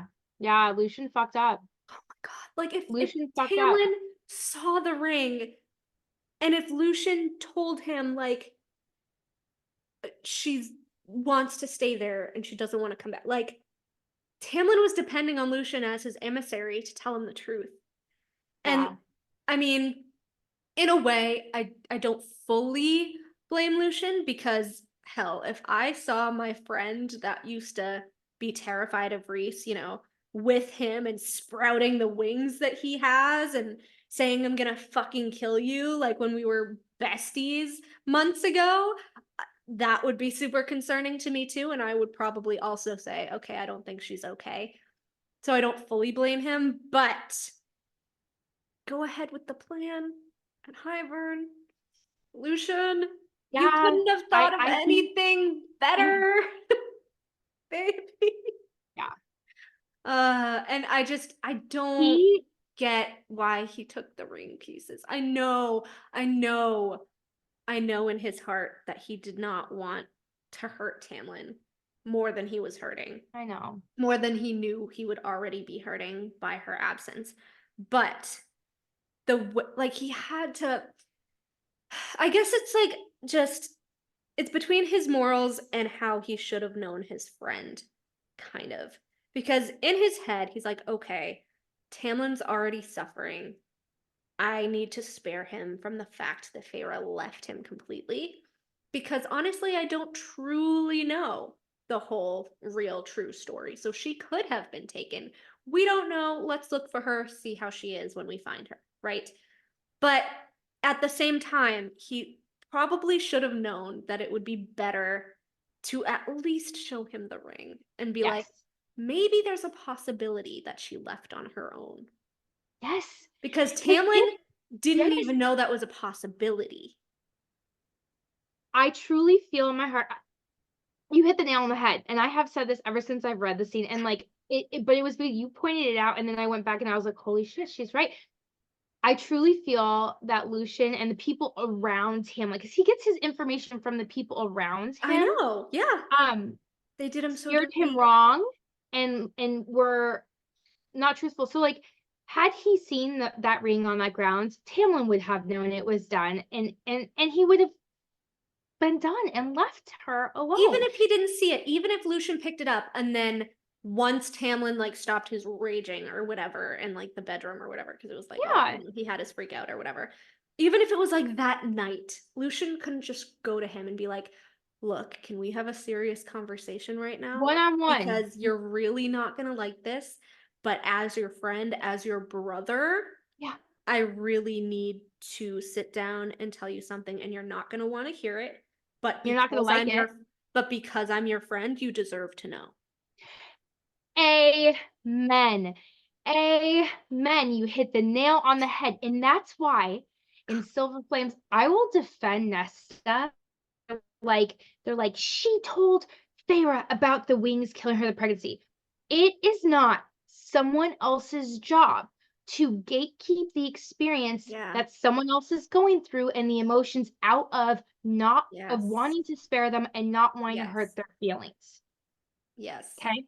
Yeah. We do not get to do that to other people. Lucien didn't get to do that to Tamlin. That's unfair. Okay. The whole inner circle shouldn't have done that to Feyre. That's unfair. Like, regardless of you having good intentions, yes, you should know the people well enough to know what their reactions are going to be and what they are going to do if and when they actually find out, and how it would actually be worse than if you actually just told the fucking truth to begin with. Why are we not seeing people, even in real life or in this book series, why don't they just tell each other the truth to start with? And they're all guilty of it. It's Nessian with Nesta's fucking swords. Just he had to pull it the fuck out of him. What do you mean we? He's like, fuck. Yes. Just tell her about her magic. Just see, here's the thing. Here's the thing there. This, I'm glad you brought it up, because that's the perfect mirror. The perfect mirror to Lucien taking the ring, right? Lucien takes the ring. Tamlin has no idea that there's even a possibility that Feyre left of her own accord, right? Cassian lies about the swords, lies about her magic, because Rhys doesn't want to tell her, just like the pregnancy. And Nesta finds out. What does she do? Turns it the fuck back on them, tells Feyre about the pregnancy. Like, that huge entire blow up could have been avoided if they all had a fucking meeting about her magic and they all had a fucking meeting about the pregnancy. Okay, so yeah, exactly. Like I'm just gonna Nesta say wouldn't have blown up like that if she knew about her magic. She wouldn't have told Feyre in that angry state no. if she knew about her magic. Yeah. I definitely do think she would have told her, because that's just Nesta. And It's just she was Nesta, right to. but also it's just like a sisterly thing to do. Like, I don't know. I have a sister, and like, if I knew that something was gonna cause her harm, even if it really hurts to say the truth, Fucking tell me. Tell me if something has happened or something's wrong. Tell me. I don't care. Let me take confidence in me knowing that I'm adult. I can process my feelings and I can figure out a solution. They should have been like, Feyre's an adult. She can process her own fucking feelings about dying from that baby. This reminds me of what I saw on Instagram last night, where it wasn't a poll, but there was like this post or whatever talking about the double standards between like dads with daughters and dads with sons or whatever. And so this dude had the fucking audacity to be like, oh, I would 100% tell my daughter's boyfriend if she was cheating on him, but I wouldn't snitch on my son.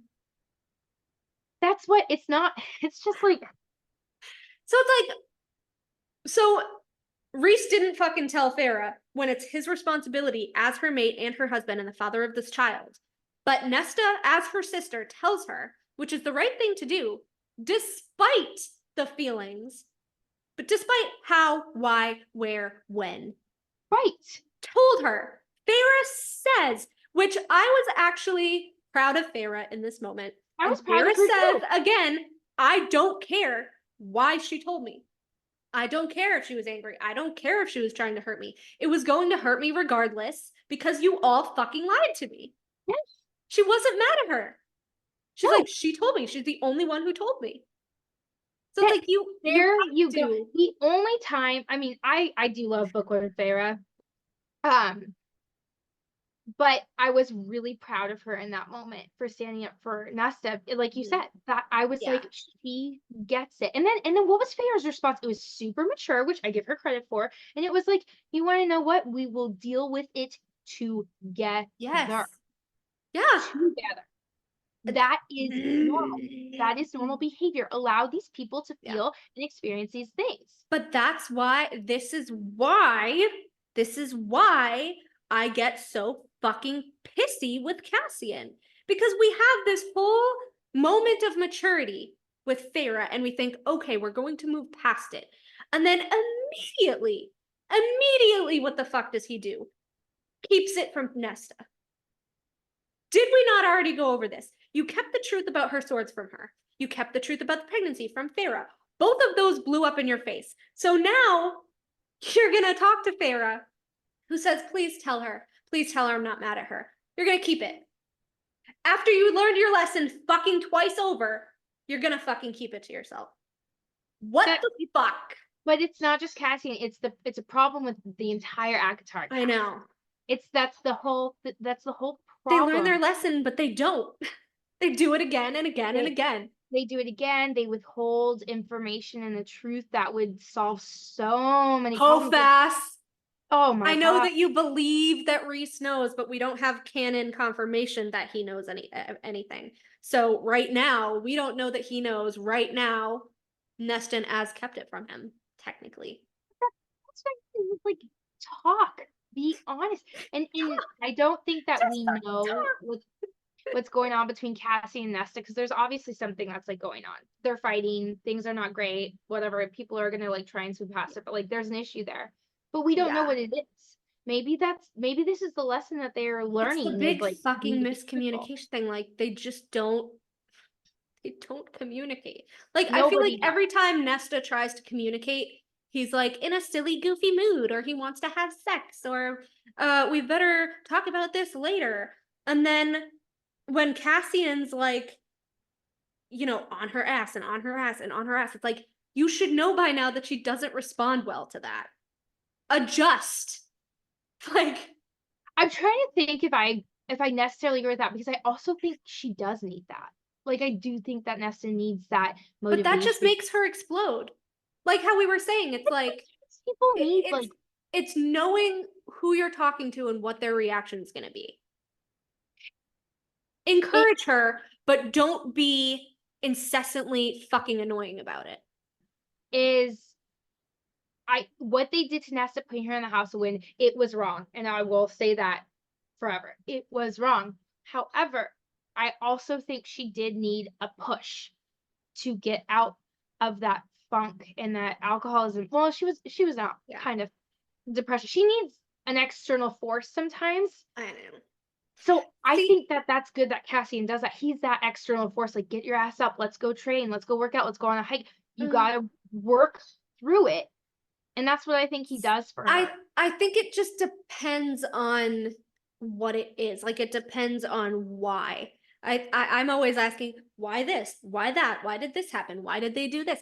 Like, I'm always like, why? Like, you know? So I feel like there's not a one size fits all reaction to things. You have to adjust. Like, you have to know, again, you have to know who you're dealing with, know how they're going to think of it, you know, what their emotions are going to be, you know, if they're having more of a bad day, or if they're more volatile, that like, you have to, I feel like Cassian just like, he's like default. He's just always on his default mode, no matter what.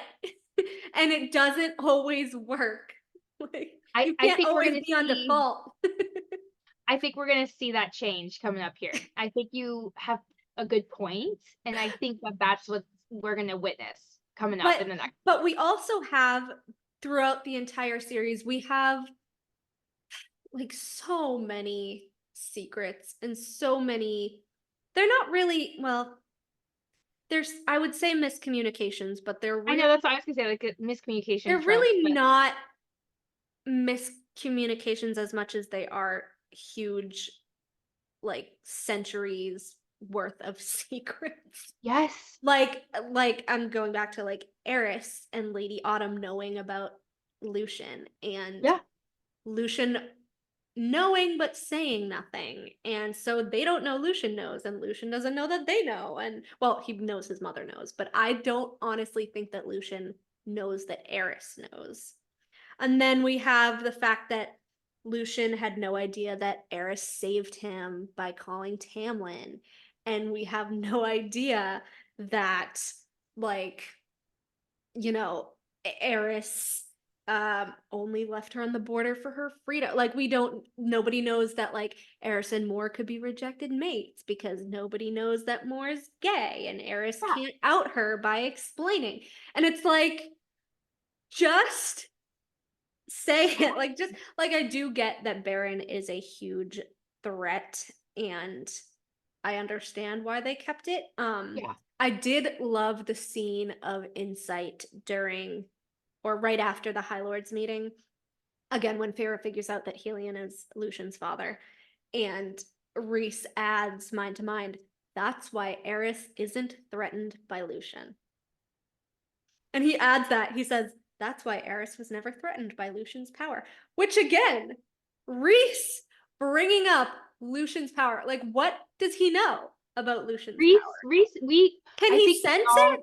We all need to know that Rhys, I truly think, is her favorite character in the ACOTAR series. So he knows everything. I'm like convinced he's like omniscient. Like, he just knows all of the secrets. Everything. Eris too. Eris knew about the 3 mountains and the cave system. And like, I think there's like a player in each court that just like Tamlin's the same way. Tamlin knows way more than he's ever told anybody. Tamlin, Eris, Rhys, perhaps Helion, but see, I think Summer, Winter, and Day might be the exceptions, just because, you know, they're brand new High Lords and they were kind of forced into the role. Yeah. Thiessen, we don't know a lot about. He's very calm. He could be a very, little he's just sneaky. kind of in the background, hanging out. Neutral, true neutral. Yeah, Against he all the is a courts. true neutral. He really is a true neutral. I agree with that. He is the true neutral. But it's I don't know. I don't know how she's going to write all these secrets coming out in like 2 books. And I do hope that she extends her contract. I hope she extends the contract because she has so many great plot because lines. we have like even Lucien's mom, and actually, you know what? Someone said something on the group the other day, and I forget what it was, but it was about Aelin and Lady Autumn, and someone said, they said if Aelin dies, Lady Autumn is going to have no will to live. And then they followed it up with, I wouldn't be surprised if she chose to die with him. Totally. I told you that. I texted you that. Oh, was that you? That was me. That was me. When Aelin die, they're gonna die together. It's gonna be because we were fighting about. Remember, I think it was like the Cassie and Nesta thing. Like you were like she drapes herself over the body, and you were really upset about that. Yeah. That's how I'm convinced. That's how Aelin and Nesta or Lady are going out. Is she's gonna drape over the body, and then she's gonna be like, "We're gonna go out together because I love you." Like, I'm going to be bawling. I still think Aelin is a turd. So. He wasn't a High Lord. He had no power to take her back. And she chose to stay with Baron because of her pregnancy, which again, Aelin didn't know she was pregnant with his child. Aelin is like Aelin is a big fuck boy, and everyone like sims for him, and I'm like, I wrote an essay. I love it. I wrote an essay. Well, not really an essay, more of just like a bunch of notes that I wanted to talk to you about because of this, because of you thinking about Aelin like this. And I actually put together all this stuff about Aaron and Lady Autumn and Aelin's whole situation. The next one, we should totally dedicate all to Aelin and Lady A because you know she's going to talk about them and like that's going to be a big thing. Most definitely. Totally. You know what I said to Elise yesterday? Which I don't know why this never like kind of processed in my head. I said, everyone's so upset about Lucien's mom not getting a name. And I said, what do you want to bet that if SJM wanted to fuck with us, she could be like, you do know her name. It's Autumn. Lady Autumn. Autumn is her fucking name. I would freak out. She's like, I've been telling you this whole time, Lady Autumn. Her name is Autumn. I would be like, that's awesome. But that's so sad. That's such a Sarah thing to do, is be like, it was written right there. That's along the line of like the Feyre Darling last name. Like the last name's actually Darling. She's like, I give you guys all the info you need. You don't read it right. Your reading comprehension sucks. Like, I don't know. That's why I'm just like, Tamlin has to be a fucking Ash River. I'm convinced Tamlin is an Ash River. He is a Whitethorn Galathinius Ash River. He is totally. I don't care what anybody says. I don't care what anybody says. You know what? Like, I'm fucking epitome of Rowaelin and Lysadian together. I'm very convinced of that, and I will like. I won't battle for some of the theories that we talk about. I will battle for that. I will battle for him and Lidia both being fucking related to Aelin. 100%. And the ring, I will battle for that. The ring? Lucien, where is the ring? Where is it? What did he do with it? That haunts me. You have no idea. That haunts me like fucking nothing else. The ring, Aelin's ring that she melted, that Lucien picked up, haunts me as much as the fucking Tamlin and Lauren thing. Because where's the fucking ring? Where are the pieces, Lucien? Did you get it fixed? Where is it? It was an heirloom, buddy. So where is Aelin's ring? I'm curious to see if a part of the Lucien Tamlin like healing arc is going to be Lucien giving the ring back to Tamlin and being like, because You better not forget. I'm gonna be so mad if she forgets about the ring. Lucien has a lot of growing to do based on his actions. Like he's constantly trying to like we said, gatekeep. He's a mediator. He's a peacekeeper, and he Yeah. has good intentions, but it has really negative consequences. I know. And he has to stop it. He needs to stop it. He's like, And- "I'm gonna fix this. Don't fix it." Just that's my favorite. That's one of my favorite things that you just said. I can fix it. No, you can't. Stop fixing it because you make it worse. You're making it worse. Don't fix anything. Had Tamlin not It's like trying to fix a broken window with a hammer. He's just when people see Lucien from now on, they should be like, Lucien, turn around and walk away because we do not need your fixing expertise at this time. okay. And it started like it literally even started with Amarantha. Like you went as an emissary and you ended up telling her to go back to her shithole when you're supposed to mediate. I think your fucking eye out. I think that's And then one of my favorite lines from Amarantha is when Lucien is refusing to tell her Feyre's name, and she said, "This time your silence will damn you as much as your mouth." I fucking win. What do you want from me? I think that's part of like I think I just realized now why I love Lucien so much because I was like, why do I love Lucien so much? Besides He's like such all a the hot obvious. mess. Lucien is a hot mess, and we all as a fandom need to see that. And it brings me back to her Facebook post of like Elaine and Lucien have a lot of growth and healing, and it's because Lucien's a hot mess. Okay, so is fucking Elaine. So is Elaine. Elaine's a hot mess. They're both so like one thinks he needs to interfere in. I know it's his job, but like when he doesn't need to, he needs to turn off the emissary role with his personal relationships. Yeah, I know. He has to. And see, that's why Elaine. I feel bad because to him, like that's his identity. Because we see in his head, he's like, I'm a whole lot of nothing. Like to him, he is either the seventh son of the High Lord of the Autumn Court or emissary to the Night Court and Spring Court. Like that's who he thinks he is. He needs Elaine or whoever his mate is to see him for who he really is. And I honestly believe that we hit the nail on like what the next book's going to be about. Like about Elaine and Lucien, even if they're not together, like what their growth looks like outside of that. And and Elaine is a seer. I, honest to God, think that she has already seen some shit, and that's part of the reason that she's apprehensive.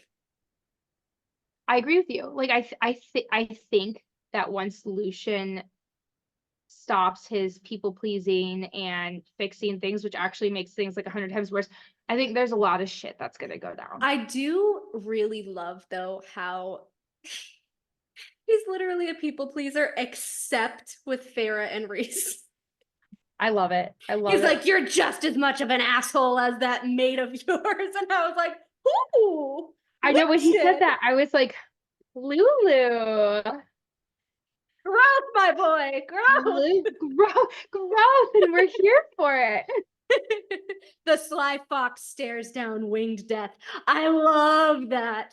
I loved it too. And I want someone to like Feyre was like, Feyre's automatic assumption was like, he's gonna say some shit and Rhys is gonna fucking missed his ass and it's gonna be my fault.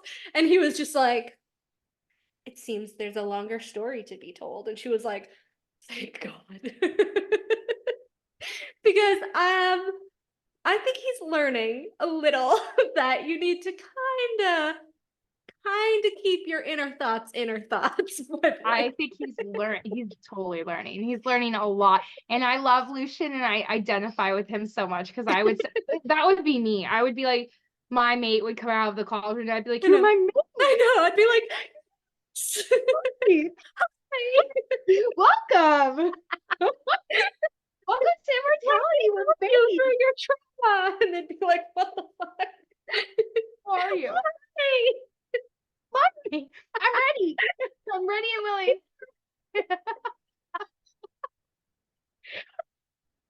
So I will forever love Lucien, but he's a Oh my god. But this is why I'm like, we have Eris knowing shit about him, Lady Autumn knowing shit about him, Nuon clearly knowing shit about him.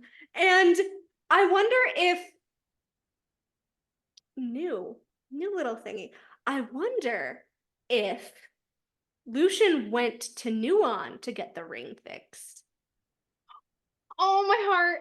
And is that why she kept side-eyeing Tamlin at the meeting? She was like, Dude, I hate that she did that. I know that you really like Nuon, but I was like, and she's a cool character, but I was like, dude, when you treat my Tamlin man like that, I'm not a fan. I just don't get it. I just don't, like, he's the one that brought Lucien to her to fix his eye. That's And why even I didn't like it. Feyre herself marks it as weird because she's like, and not even sparing a glance toward Tamlin despite their mutual friend. I was like, yeah, it was weird. I mean, unless like she's gonna make Nuon. Nuon did carve fucking word marks into Lucien's golden eye.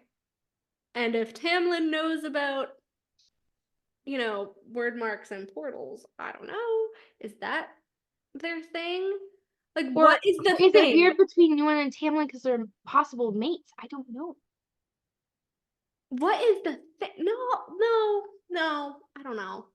Like What's maybe the thing? Nuon There's just a lingering thing there, and I don't know what it is, but just the reason that we know, like they've said, Nuon carved his eye. Oh, Nuon made his eye. Oh, Nuon, helped Lucien survive, and Nuon did this, and Nuon did that.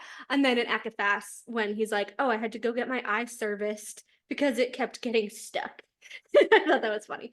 But like, so he goes to Nuon, to get his eye serviced and all of this stuff. And why did she carve? Like, who is she to know to carve word marks? Like, to me, you've read Tog, right? You're on Crown of Midnight. Yeah. So she's giving Nehemia to me. She gives Nehemia. She does give Nehemia. She does give Nehemia that. She gives Nehemia knew about the word marks. She taught Aelin about the word marks. She did. I know. Nuon is like heavily giving Nehemia because she was drawing the word marks and shit before Aelin even knew what they were. She was like carving them into Lucien's eye. She's like this, like with the word marks, like on the edge of the ring or whatever. Yeah. And it was like, what is she doing? And on the floor. Yeah. And under her bed, she's pushing the side aside. So why did she carve word marks into his eye? Cool. So cool. Why did she carve word marks into his eye? Nuon, tell us. Nuon, how do you know? I don't know about you. I kind of feel like our thoughts are like we do better during the day. Like, don't you think so? Yeah. Like, I have to tell you, Melanie, I'm actually super proud of what we just filmed right now. I know. Dude, do you know? So I think, the last time we filmed in the day, we got a really good half an episode last time too, and we got a really good half of an episode today. So this episode's gonna be fire. I actually I want to post this on I haven't been active on the Bookstagram in a while, but I really like the points that we pointed out during this. I think it's really good. Yeah. I love how we're like, every time we film, we're like, this was the day. Today was the day. Today was the day, and that was the tea. But we have good points. Like, our opinion of Lucien is changing, and how Feyre and Rhysand might be narcissists, and how there's no communication, and they're really good points. Yeah, I don't know. I liked it. I honestly, I've said this obviously, and maybe I'll do this on the next episode with the Lady Autumn and Baron stuff. But I kind of want to go into why I want Eris and Nuon to be endgame, because I love them so much. I know you love them. I could see it. I love them. And I think that's also probably why, like, not why Eris was nice to her, because I think Eris is sneaky, basically. And I think in order to survive Baron, he has to have some sort of confidant. And I think the way that he acted with Nuon was very kind of like a giveaway. Like, I don't know if Nuon's also his confidant, and Nuon is the one kind of giving him updates on Lucien's life, because he can't ask Lucien directly. Because again, that line, it just stays with me and stays with me. It's like in my head all the time when Feyre is just like, it was the most decent he's ever sounded. Like, his mask was off when he talked to her. I know. Like they talk all the time, and it's just normal. And she's like even more balked at it, and even Baron scrutinized him. Like, everyone was like, what? Do you sound normal? I love it. We could do an episode dedicated to them, because I love when you were like, even Baron was like, Baron was like scrutinizing him, like, the fuck you talking to this girl for? I just tore her down. I like it. And then let's talk about that. Let's talk about your lady and Helion. So we've got like 3 episodes. I also want to start talking about Assassin's Blade and Throne of Glass and Crown of Midnight. So I want to start getting. Oh my god, I'm so far past that. I don't know what was in which book. I know. Well, I'm starting to really. I'm flying, so I'm starting to be like, oh, okay, let's do this. So we could do. So I have the Helion and Lady A1, and then I have one about it was just this really weird quick one about like the water supply thing from Hofast that people were I want to talk about that, and I'd be down. And I have a really, as I said, a really weird one about Jurian and the Asteri. So yes, let's do it. No, I like it. I like those topics. They're all good. But okay, cool. Yeah. All right. I love it. I'll let you know. Bye. Bye.